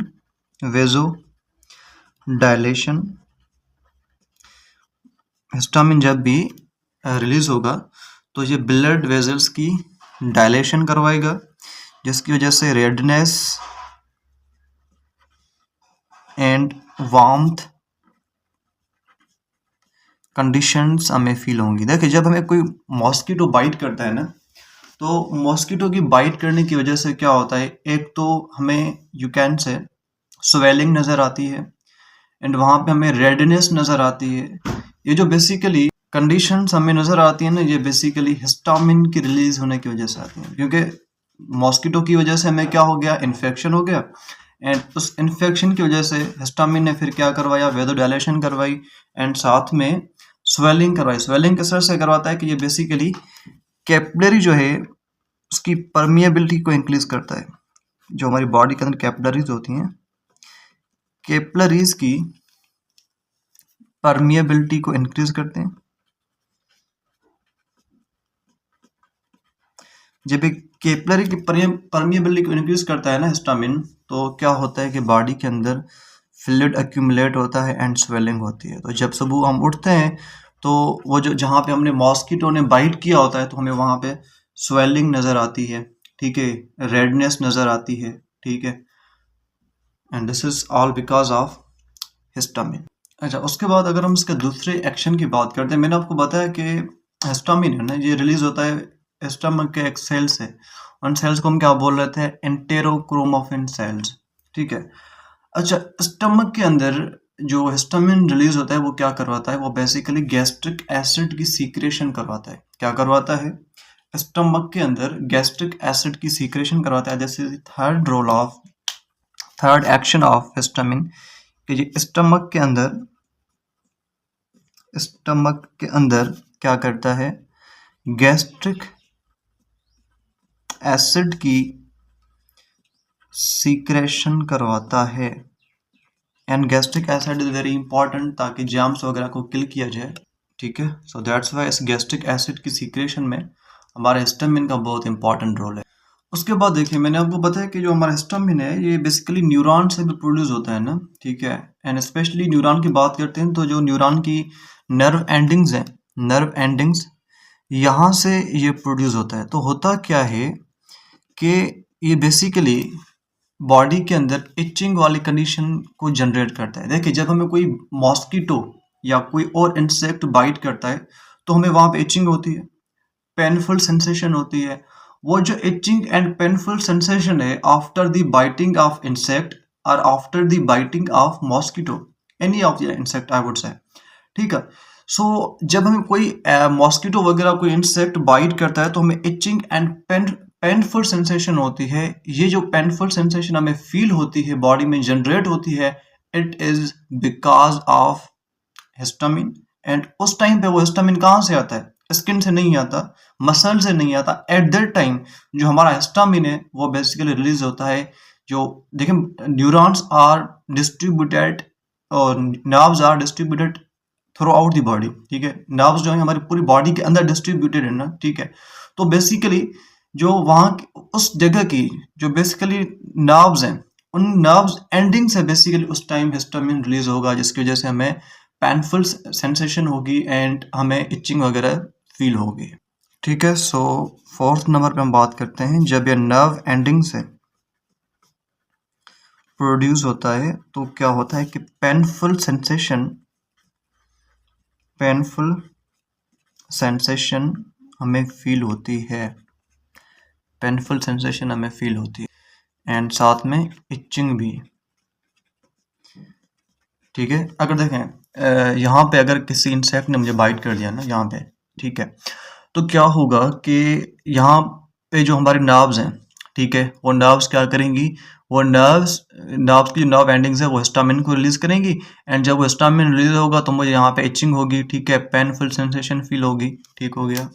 अच्छा, उसके अलावा ये बॉडी के अंदर जो हमारा स्पेशली ब्रेन की बात करते हैं तो ब्रेन के कुछ स्पेसिफिक एक्शंस को कंट्रोल करता है। देखें, जब हम सो जाते हैं, ठीक है, सो जो हम फिर उठते हैं ना, हमें जो वैकफुलनेस वाली जो कंडीशन हमारी बॉडी के अंदर जो जनरेट होती है, नींद से उठ जाना, इसमें जो है ना बेसिकली हिस्टामिन का बहुत इंपॉर्टेंट रोल है, ठीक है। तो अगर बॉडी के अंदर हिस्टामिन बहुत ज़्यादा है ना तो इट मीन्स दैट कि आप नींद नहीं कर सकते, ठीक है। एंड हिस्टामिन जब बॉडी में बढ़ जाता है तो हम नींद से उठ जाते हैं, ठीक है। जब हिस्टामिन बॉडी में बढ़ जाएगा, ब्रेन में ज़्यादा प्रोड्यूस होगा तो हम ऑटोमेटिकली उठ जाएंगे। दैट्स वाई हम ये कहेंगे कि भाई जो हमारा हिस्टामिन है ये कंट्रोल करता है वेकफुलनेस एंड बॉडी की अलर्टनेस को। जब हिस्टामिन ज़्यादा होगा तो हम ज़्यादा अलर्ट होंगे, हमें नींद नहीं आएगी, ठीक है। बट अगर हमने नींद को बढ़ाना है, ठीक है, सम टाइम, तो हम क्या करते हैं, कुछ ऐसी ड्रग्स यूज करते हैं, वो 4 एंटी हिस्टामिनेज, जो क्या करते हैं, हिस्टामिन को ब्लॉक करते हैं, एंड जिसकी वजह से हमें ज्यादा नींद आती है। That's why I am writing here कि ये बेसिकली कंट्रोल करता है वैकफुलनेस एंड उसके अलावा साथ में हमारे बॉडी के अंदर अलर्टनेस को कंट्रोल करता है हिस्टामिन, जिसकी वजह से हम जल्दी नींद से उठ जाते हैं। बट अगर बॉडी के अंदर हिस्टामिन कम हो जाएगा तो क्या बोला कि नींद हमें ज्यादा आएगी। ठीक है। जो बंदे नींद की गोलियां खाते हैं ना, तो वो जो नींद की गोलियां हैं वो क्या करती हैं, हिस्टामिन के रिसेप्टर को ब्लॉक करती हैं जाके। सो that was all about histamine, जिसमें मैंने आपको बताया कि हिस्टामिन एक लोकल हार्मोन है, न्यूरोट्रांसमीटर है, प्रोड्यूस होता है, कहाँ से प्रोड्यूस होता है, एक अमाइनो एसिड से, that is basically histidine amino acid. And इसके सोर्सेज कौन से हैं, स्किन से भी प्रोड्यूस हो सकता है, लंग से भी प्रोड्यूस हो सकता है, जीआईटी से प्रोड्यूस हो सकता है। इनके कौन से सेल्स हैं, मेस्ट सेल्स हैं। स्टमक के कुछ स्पेसिफिक सेल्स होते हैं जिनको हम बोलते हैं इंटेरोक्रोमोफिन सेल्स, यहाँ से भी प्रोड्यूस होता है। ब्लड के जो बेसोफिल सेल्स हैं, इससे हिस्टामिन प्रोड्यूस होता है। ब्रेन में जो है हमारा यूकैन से हिस्टामिन प्रोड्यूस होता है। ठीक है। एंड जो नर्व एंडिंग्स हैं, यहाँ से हिस्टामिन प्रोड्यूस होता है। ठीक है। रिलीज कब होता है, मैंने आपको बताया एलर्जिक रिएक्शंस के दौरान, टिश्यू इंजरी के दौरान, इन्फेक्शंस के दौरान, सर्टेन ड्रग्स की वजह से। इसके मेजर एक्शंस कौन से जो आपने लाजमी याद रखने के भाई, ये वेस्कुलर एक्शन इसका होता है सबसे पहले कि ब्लड वेजल्स को डायलेट करवाता है। ठीक है। कैपिलरीज की परमिएबिलिटी को इंक्रीज करता है, जिसकी वजह से बॉडी में स्वेलिंग लाइक कंडीशन जनरेट होती है। ठीक है। स्टमक में गैस्ट्रिक एसिड की सीक्रेशन करवाता है। जब ये नर्व एंडिंग से प्रोड्यूस होता है in any area of the body, तो क्या होता है कि बेसिकली पेनफुल सेंसेशन हमें फील होती है, इचिंग जनरेट होती है बॉडी के अंदर। ठीक है। ये बॉडी के अंदर वैकफुलनेस एंड अलर्टनेस को कंट्रोल करता है। So that was about histamine. ठीक है। तो हिस्टामिन के साथ साथ ब्रेडिकाइनिन जो है ये भी रिलीज होता है। ठीक है। इसके भी सेम ही फंक्शन है, वेदोडाइलेशन वगैरह। ठीक है। यानी बेसिकली इन्फेक्शंस के दौरान ये भी रिलीज होता है। ठीक है। उसके बाद सेरोटोनिन का आपको मैंने पहले भी बताया। ठीक है। ये बॉडी के अंदर यूकैन से थॉट प्रोसेस वगैरह इन सारी चीज़ों को ये कंट्रोल करता है। ठीक हो गया, sorry, now it is clear. तो बेसोफिल से क्या रिलीज होता है, histamine, bradykinin, serotonin and heparin. ठीक है।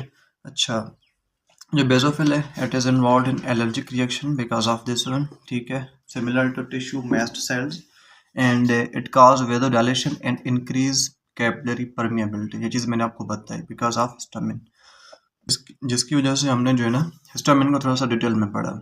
बाकियों को इंशाल्लाह हम नेक्स्ट में पढ़ते रहेंगे। उसके बाद मोनोसाइट्स की बात करते हैं। तो monocytes basically they circulate in the blood for 1 to 3 days, then ये टिश्यू में एंटर होते हैं एंड ये कन्वर्ट हो जाते हैं मैक्रोफेजेस के अंदर। ठीक है।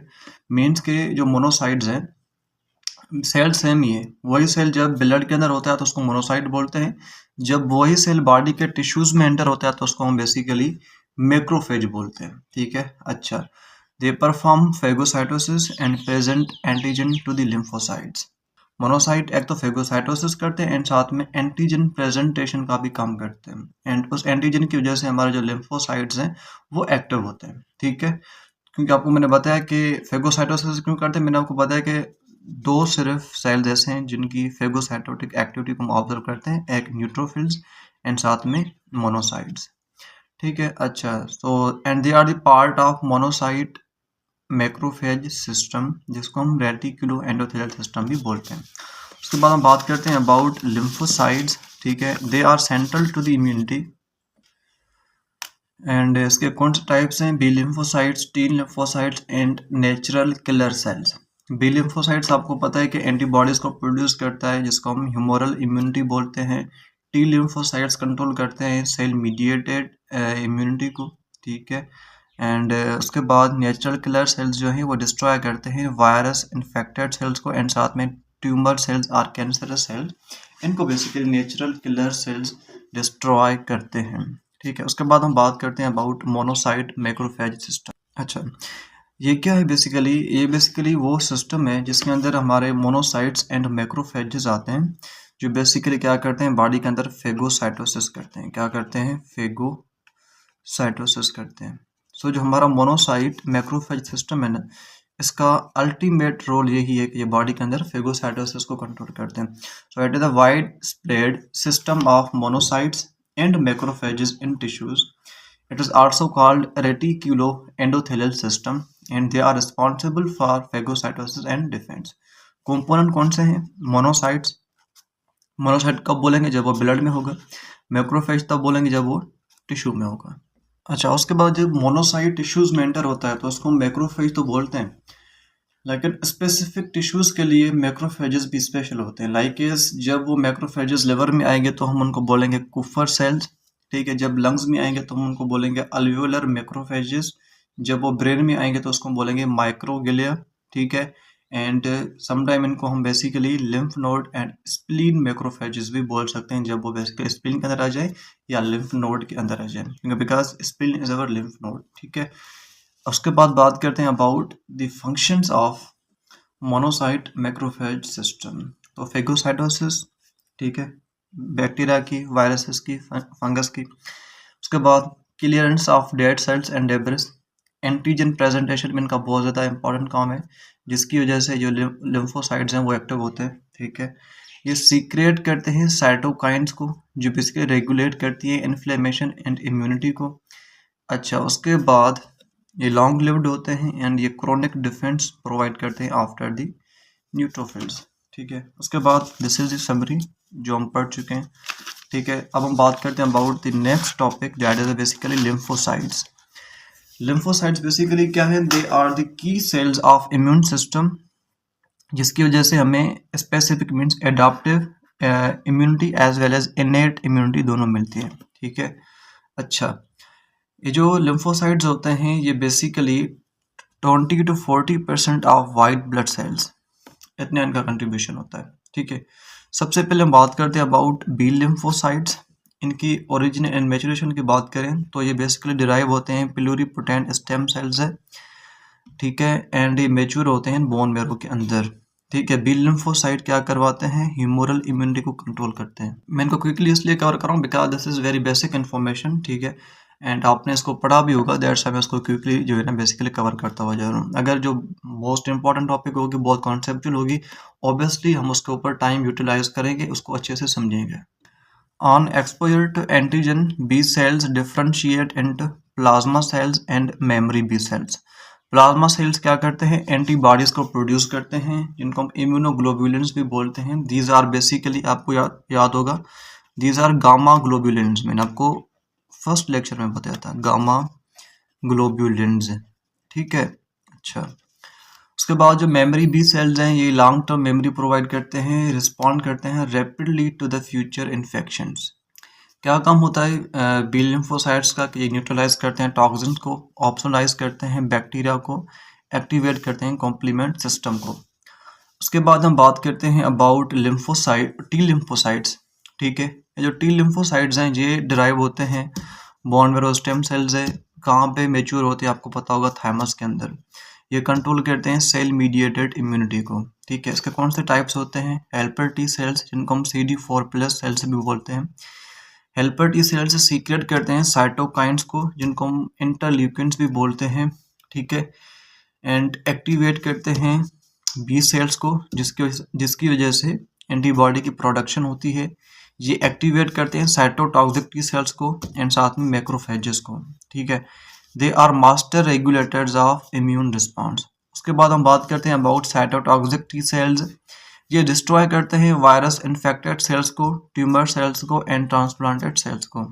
ठीक है, ये बेसिकली क्या करते हैं? ये परफोरेंस प्रोटीन्स को रिलीज करते हैं एंड साथ में कुछ एंजाइम्स लाइक एज ग्रेनजाइम को ये बेसिकली रिलीज करते हैं, जिसकी वजह से बॉडी के अंदर एपोप्टोसिस होती है, टिश्यूज की जो है वो डिजेनरेशन स्टार्ट होती है। ठीक है, उसके बाद हम बात करते हैं रेगुलेटर टी सेल, जिनको बेसिकली सेपरेटर टी सेल्स भी बोलते हैं। याद रखना, रेगुलेटर टी सेल्स को हम बेसिकली सप्रेसर टी सेल्स भी बोलते हैं। ठीक है, ये इनहेबिट करते हैं इम्यून रिस्पांस को after the infection is completed. ये प्रिवेंट करते हैं ऑटो इम्यूनिटी को by suppressing the overactive lymphocytes.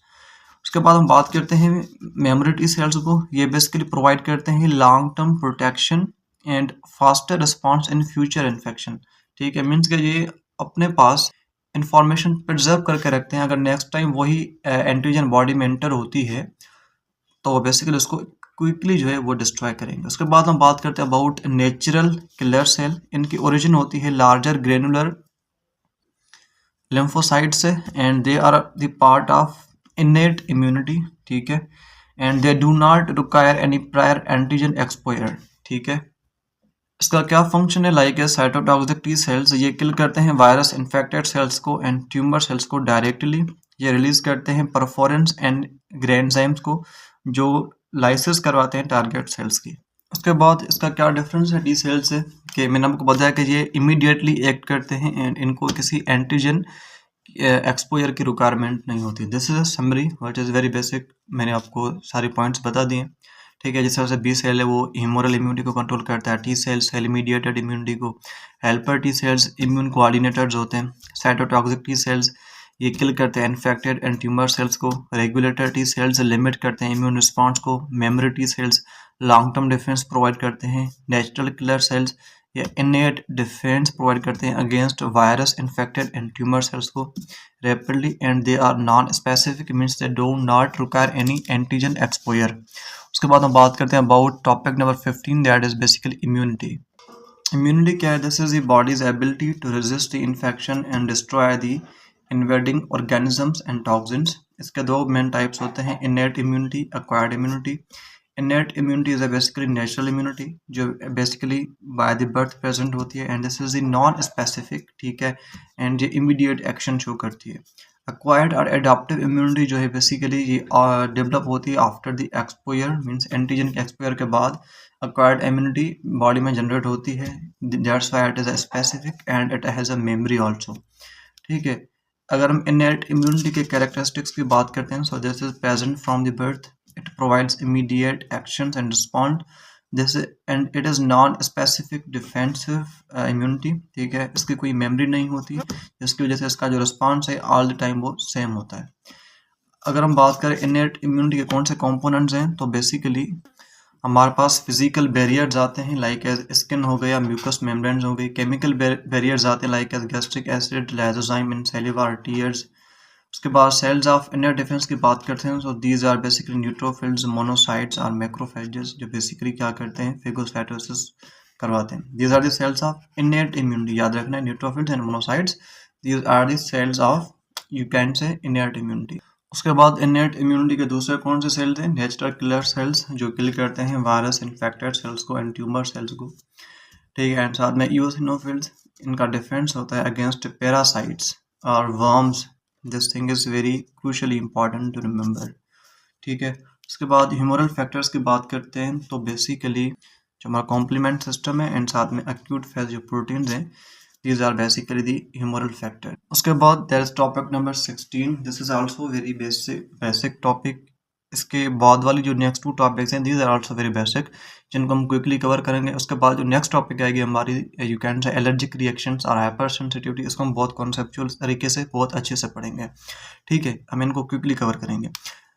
Topic number 16 is basically cell mediated immunity, ठीक है। सेल मीडिएटेड इम्यूनिटी बेसिकली ये इम्यूनिटी होती है, ये वो वाली इम्यूनिटी होती है, वो वाले इम्यून रिस्पॉन्स होते हैं जो टी लिम्फोसाइट्स बॉडी के अंदर जनरेट करते हैं अगेंस्ट इंट्रासेलुलर पैथोजेंस, ठीक है। अच्छा, की मैकेनिज्म्स की बात करते हैं सेल मीडिएट इम्यूनिटी में, कि सबसे पहले एंटीजन की प्रेजेंटेशन की जाती है, देन एक्टिवेशन होती है टी सेल्स की, देन एक्टिवेशन होती है यू कैन से मेमोरी टी सेल्स जो है बेसिकली वो एक्टिव होते हैं, ठीक है।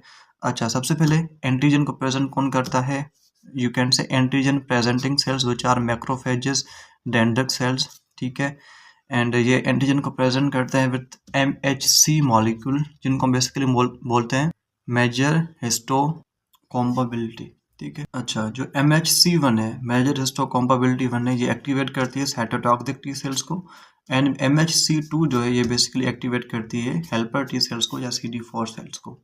अच्छा, एंटीजन प्रेजेंटेशन के बाद जब टी सेल्स एक्टिवेट होते हैं तो क्या होता है, जो हेल्पर टी सेल्स हैं ये रिलीज करते हैं साइटोकाइंस को जो बेसिकली स्टिमुलेट करते हैं साइटोटॉक्सिक टी सेल्स को, बी सेल्स को एंड मैक्रोफेजेस को। साइटोटॉक्सिक टी सेल्स क्या करते हैं, डायरेक्टली किल करते हैं इन्फेक्टेड और ट्यूमर सेल्स को बाय रिलीजिंग द परफोरेंस एंड ग्रेनजाइम। उसके बाद मेमोरी टी सेल्स की बात करते हैं तो ये बेसिकली प्रोवाइड करते हैं long term protection and rapid response to the future exposure. उसके बाद बात करते हैं इसके फंक्शंस की। सो इनका फंक्शन होता है the defence against viruses, fungi, intracellular bacteria and साथ में destruction of cancer cells and they are important in graft rejection and delayed hypersensitivity reactions. उसके बाद जो नेक्स्ट टू टॉपिक्स हैं these are basically humoral immunity, ठीक है, उसको भी स्किप करें नहीं पड़े, ठीक है। This is very basic topic जिसको पढ़ाने में मुझे कोई इंटरेस्ट नहीं है, कोई मज़ा नहीं आ रहा है। साथ में पैसिव इम्यूनिटी आपको वो भी पता है। अब हम पढ़ते हैं अपनी नेक्स्ट वेरी इंपॉर्टेंट टॉपिक को, that is basically hyper sensitivity और एलर्जिक रिएक्शंस। इसको हम बहुत अच्छे से पढ़ते हैं। Next topic is basically topic number 19, that is allergy और हाइपर सेंसिटिविटी। अच्छा देखें, एलर्जी और हाइपर सेंसिटिविटी हम किस चीज़ को बोलते हैं, ठीक है। एलर्जी और hyper sensitivity basically over reaction है हमारे इम्यून सिस्टम का। किसका? हमारे इम्यून सिस्टम का, ठीक है। जिस तरह से कभी कभी कोई आदमी ओवर रिएक्ट कर जाता है किसी बात पे, तो same thing is existing in human body, in human physiology के समटाइम हमारा जो इम्यून सिस्टम है किसी चीज़ के लिए ओवर रिएक्ट करता है। ये जो इम्यून सिस्टम का ओवर रिएक्ट करना है for something, this is known as hypersensitivity और एलर्जी। अच्छा, इंपॉर्टेंट थिंग इज दैट कि जो हमारा इम्यून सिस्टम ओवर रिएक्ट करता है ना, ओवर रिएक्ट बेसिकली उन चीज़ों के लिए करता है जो चीज़ें हमारी बॉडी के लिए हार्मलेस हैं। स्पेशल थिंग इज दिस कि भाई इम्यून सिस्टम ओवर रिएक्ट तो कर रहा है, लेकिन ओवर रिएक्ट किसके लिए कर रहा है? ओवर रिएक्ट उन चीज़ों के लिए कर रहा है जो चीज़ें हमारी बॉडी के लिए हार्मफुल नहीं है बट हार्मलेस, बेसिकली हार्मलेस हैं, ठीक है। मीन्स इन चीज़ों का हमारे बॉडी के ऊपर कोई नेगेटिव इम्पैक्ट भी नहीं है, बट फिर भी हमारी बॉडी उनके अगेंस्ट ओवर रिएक्ट कर रही है। ये जो बॉडी का ओवर रिएक्ट करना है against harmless things, this is known as allergy और हाइपर सेंसिटिविटी। अच्छा, जब बॉडी ओवर रिएक्ट करेगी ना तो एट द एंड होगा क्या? एट द एंड उस बॉडी का ही नुकसान होगा। एट द एंड बॉडी का ही नुकसान होगा कि बॉडी का जो टिश्यूज होंगे, बॉडी के जो टिश्यूज होंगे, बॉडी के जो ऑर्गन्स होंगे, उनके अंदर डैमेज आ सकता है, ठीक है, उनके अंदर डैमेज आ सकता है। अच्छा, एक चीज़ मैं आपको और बता दूं कि एलर्जी जो है ना, allergy is the hypersensitivity, but all the hypersensitivities are not the allergies, ठीक है। Means this is a one sided relation. क्या बोला मैंने? कि all the allergies are hypersensitivities but all the hypersensitivities are not the allergy, ठीक है। आप allergy को हाइपर सेंसिटिविटी बोल सकते हो, नो प्रॉब्लम, बट ऐसा नहीं है कि किसी भी हाइपर सेंसिटिविटी को आप एलर्जी बोलोगे, नहीं। This thing is very important to remember. So अभी हम डेफिनेशन पढ़ते हैं कि डेफिनेशन में क्या लिखा हुआ है। इट इज एग्जागरेटेड और inappropriated immune response to an antigen. वो बेसिकली कोई पॉलन हो सकता है, ठीक है, कोई फूड हो सकता है। रिस्पॉन्स टू एन एंटीजन, जिनको हम बेसिकली यहाँ पे क्या बोलेंगे? एलर्जन बोलेंगे। That leads to the tissue injury. Means body या इम्यून सिस्टम क्या करेगा? एक इनएप्रोप्रिएट रिस्पॉन्स जनरेट करेगा उस एंटीजन के खिलाफ, उस सब्सटेंस के खिलाफ। एज ए रिजल्ट क्या होगा कि बॉडी के अंदर टिश्यू डैमेज होंगे, ठीक है। सो ये चीज़ यहाँ पे भी लिखी हुई है कि in many cases immune mechanisms that normally protect the body cause damage instead. Means sometime देखिए, immune system is design for what purpose? Immune system का जो बेसिक पर्पस है वो ये है कि वो बॉडी को प्रोटेक्ट करेगा, बट इस प्रोटेक्ट करने के चक्कर में समटाइम जो हमारा इम्यून सिस्टम है ना, वो बॉडी के टिश्यूज को डैमेज भी कर सकता है, ठीक है। इम्यून सिस्टम का बेसिक काम यही है कि भाई बॉडी के टिश्यूज को वो प्रोटेक्ट करेगा, बट इस प्रोटेक्ट करने के चक्कर में वो समटाइम क्या कर सकता है? बॉडी के टिश्यूज को डैमेज कर सकता है। अच्छा देखें, अब बात करते हैं about the types of hypersensitivity और एलर्जी। सबसे पहला जो टाइप है that is the type 1 hyper sensitivity, जिसको हम इमीडिएट हाइपर सेंसिटिविटी भी बोलते हैं, या जिसको हम एनाफाइलेक्टिक हाइपर सेंसिटिविटी भी बोलते हैं, ठीक है। ये जो हाइपर सेंसिटिविटी है ना, ये बॉडी के अंदर बहुत जल्दी जन्म लेती है, बहुत जल्दी। दैट्स वाई इस हाइपर सेंसिटिविटी को हम टाइप 1 बोलते हैं। अच्छा, बेसिकली होता क्या है, होता ये है, बेसिकली ये होता है कि कोई मतलब एलर्जन, लाइक कोई बात करते हैं कोई पोलन ग्रेन्स हैं, ठीक है, या बेसिकली बात करें कोई डस्ट पार्टिकल्स हैं, ठीक है, डस्ट पार्टिकल की एलर्जी मोस्ट कॉमनली ऑब्जर्व की जाती है, ठीक है। या समटाइम ऐसा होता है कोई फूड वगैरह लाइक एज मिल्क, एग्स और पीनट्स, ठीक है। तो ऐसे कोई यू कैन से एलर्जेंस हमारी बॉडी के अंदर आते हैं। वैसे all these things are not harmful to the body, ये चीज़ें बॉडी के लिए हार्मफुल नहीं है, बट बॉडी क्या समझता है, बॉडी ये समझती है कि भाई ये जो चीज़ें हैं ना बॉडी के लिए हार्मफुल है, बॉडी के लिए क्या है, हार्मफुल है। तो बॉडी क्या करती है, बॉडी बेसिकली इनके अगेंस्ट एंटीबॉडीज बनाती है। क्या बनाती है, एंटीबॉडीज बनाती है। अच्छा, ये जो एंटीबॉडीज इनके लिए बनते हैं, उन एंटीबॉडीज को हम बोलते हैं इम्यूनोग्लोबिन ई। इम्यूनोग्लोबिन ई, ये बेसिकली ई क्यों बोल रहे हैं, because this is the category of, you can say type of antibodies, because antibodies can be immunoglobin G, immunoglobin M, immunoglobin E, ठीक है। डिफरेंट टाइप्स ऑफ एंटीबॉडीज होती हैं जो डिफरेंट कंडीशंस के अंदर बनती हैं, ठीक है।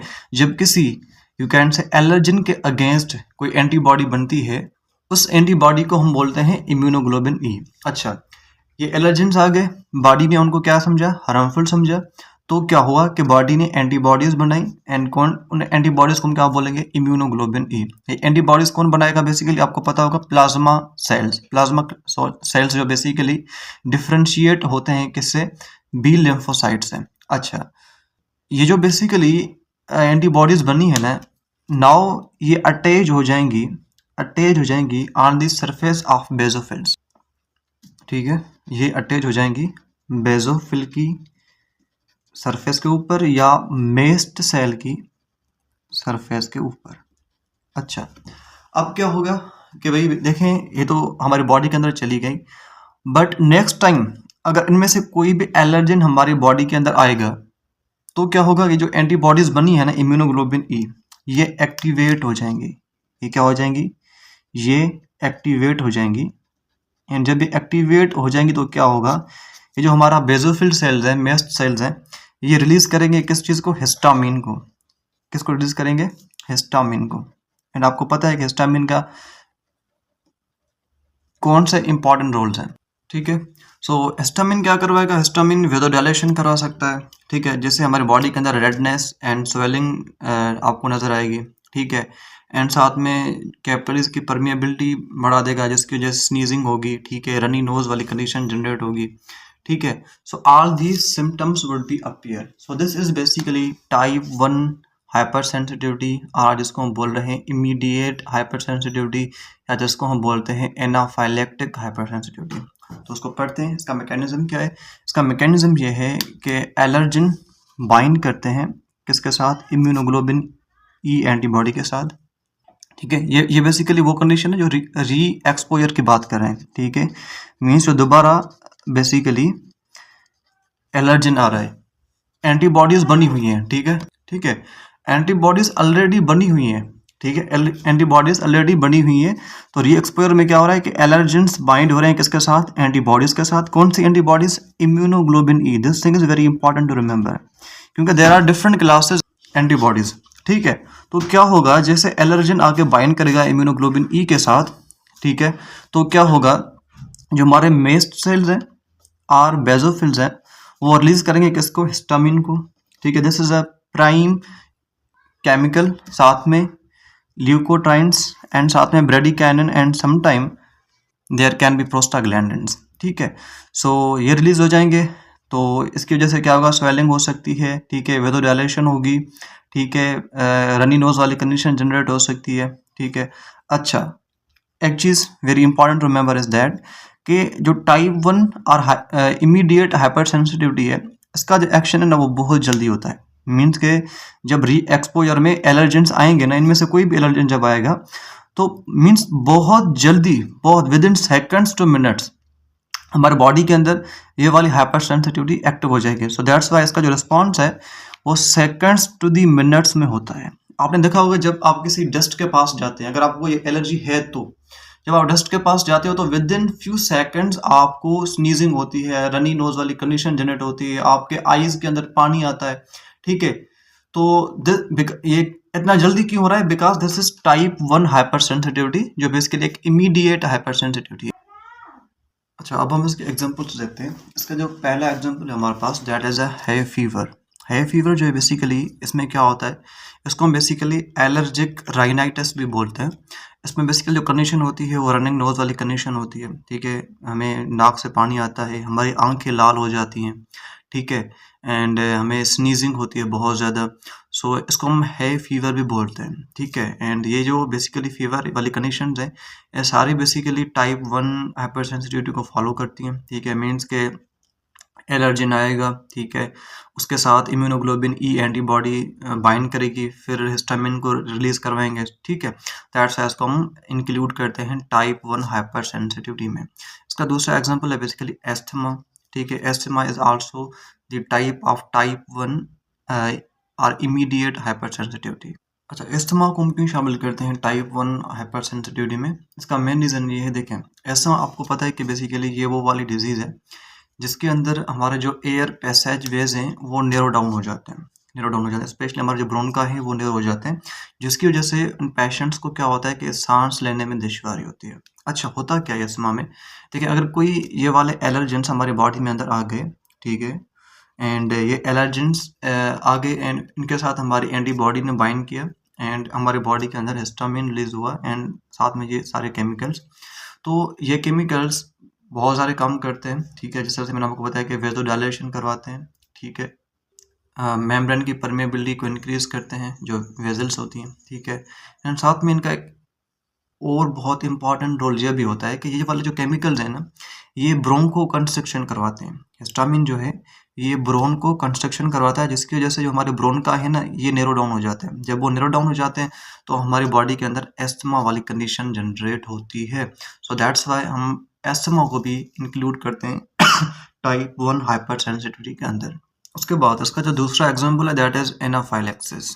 Anaphylaxis is also the type of type 1 hyper sensitivity. ये जो एनाफाइलैक्सिस है ना, इसमें बॉडी जो है ना बहुत ज़्यादा ओवर रिएक्ट करती है, ठीक है। एंड ये जो एनाफाइलैक्सिस है ये लाइफ थ्रेटनिंग कंडीशन है। देखें, है फीवर के अंदर या एस्थमा के अंदर कोई लोकल यू कैन से एलर्जी हो रही थी ना। देखिए, एस्थमा में क्या हो रहा था कि जो भाई एलर्जी हो रही थी वो हमारे ब्रोंक्यूल्स के अंदर हो रही थी, ब्रोंकाई के अंदर हो रही थी, ठीक है।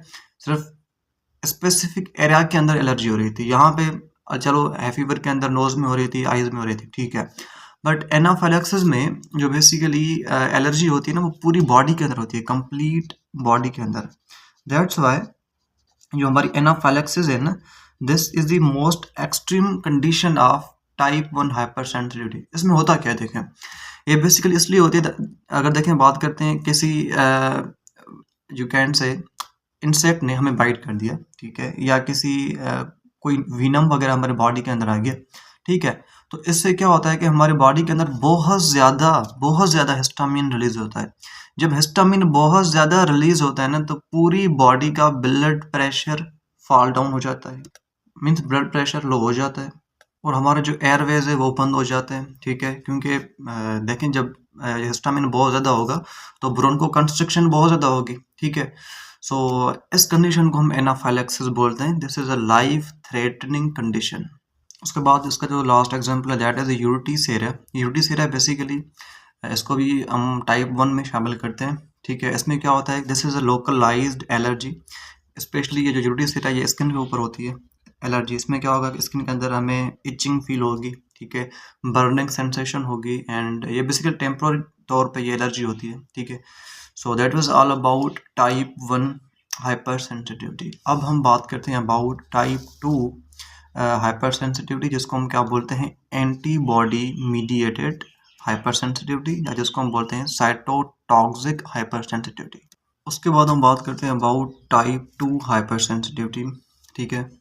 इसमें बेसिकली होता क्या है कि बॉडी जो है ना अपने ही सेल्स को डिस्ट्रॉय करती है, उनके ऊपर एंटीबॉडीज लगा के उनको डिस्ट्रॉय करती है। अच्छा, किस तरह से, देखें, अगर कोई ऐसा बंदा है जिसका ब्लड ग्रुप ए है, ठीक है, यहीं पे लिख लेता हूँ, ठीक है, बंदा उसका ब्लड ग्रुप ए है, ठीक है। अच्छा, हमने उसको बेसिकली ब्लड ग्रुप बी दे दिया, ब्लड ग्रुप बी दे दिया हमने उसको।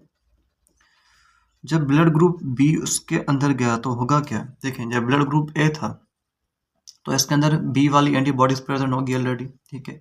जब बी वाली एंटीबॉडीज ऑलरेडी प्रेजेंट थी एंड हमने गलती से ब्लड ग्रुप बी दे दिया, तो जो बी वाली एंटीबॉडीज थी वो बी वाली एंटीजन को आके डिस्ट्रॉय करेंगी, बी वाली एंटीजन को आके डिस्ट्रॉय करेंगी, जिसकी वजह से आरबीसीज की हीमोलाइसिस हो जाएगी, ठीक है, आरबीसीज की डिस्ट्रक्शन हो जाएगी, जिसकी वजह से बॉडी के अंदर जंडिस वाली कंडीशन अपीयर होगी, ठीक है। So this type of hypersensitivity is known as type 2 hypersensitivity, ठीक है।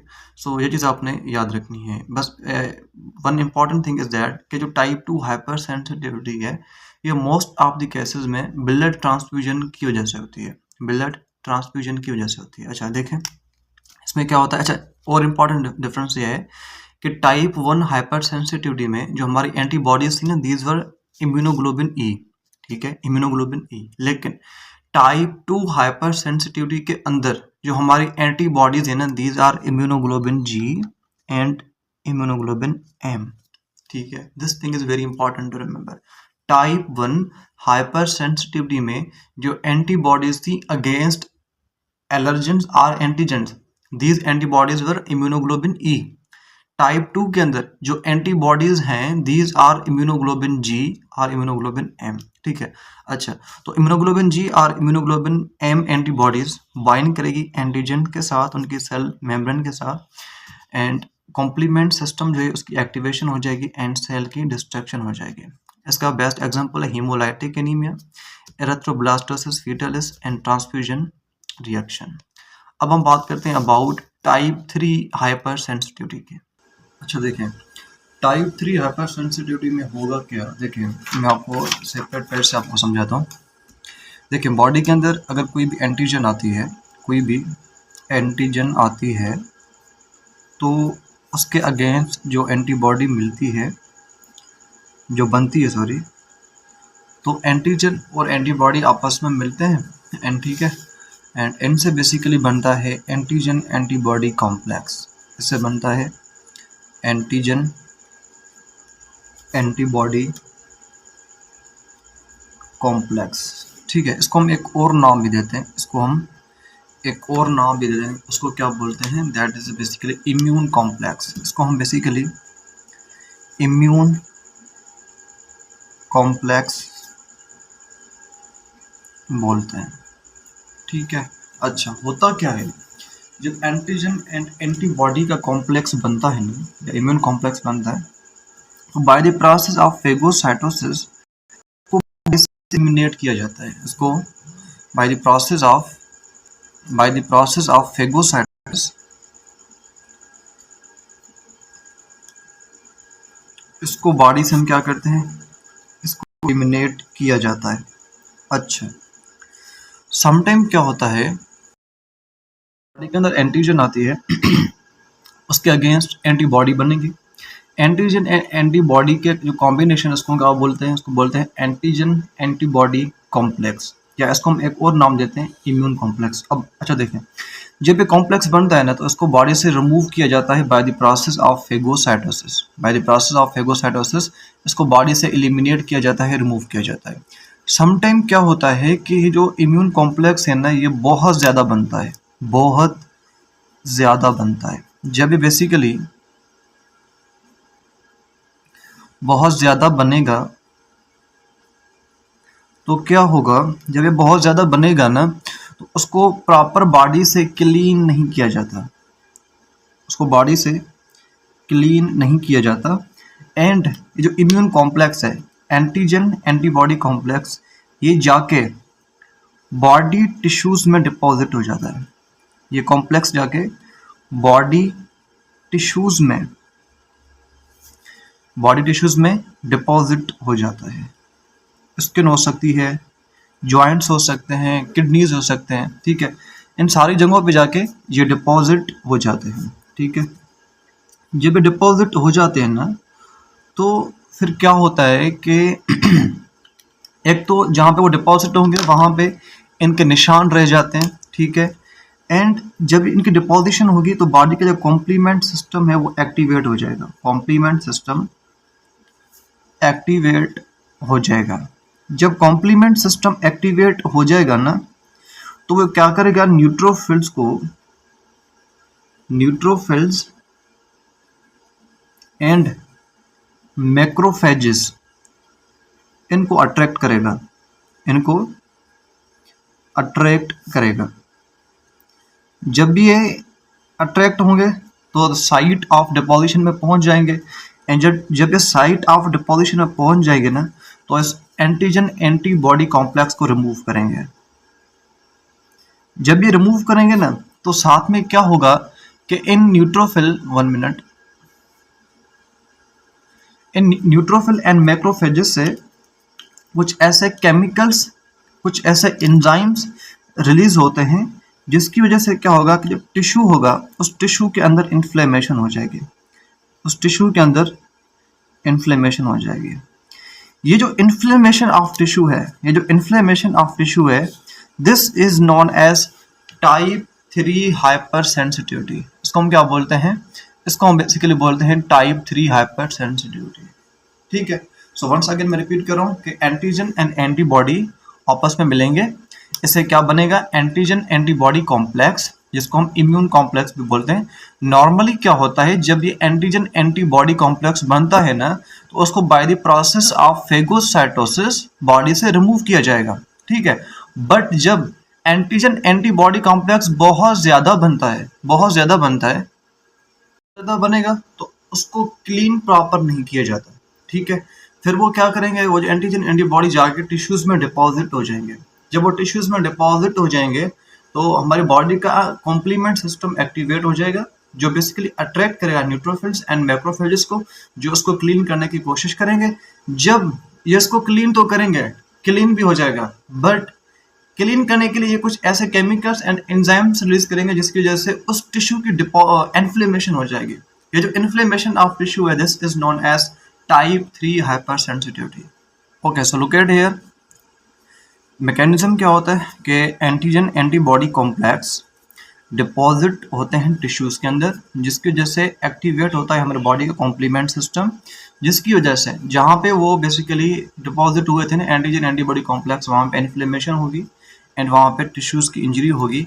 एंड ये जो इन्फ्लेमेशन एंड टिश्यू इंजरी है on that side, this is known as type 3 hyper sensitivity.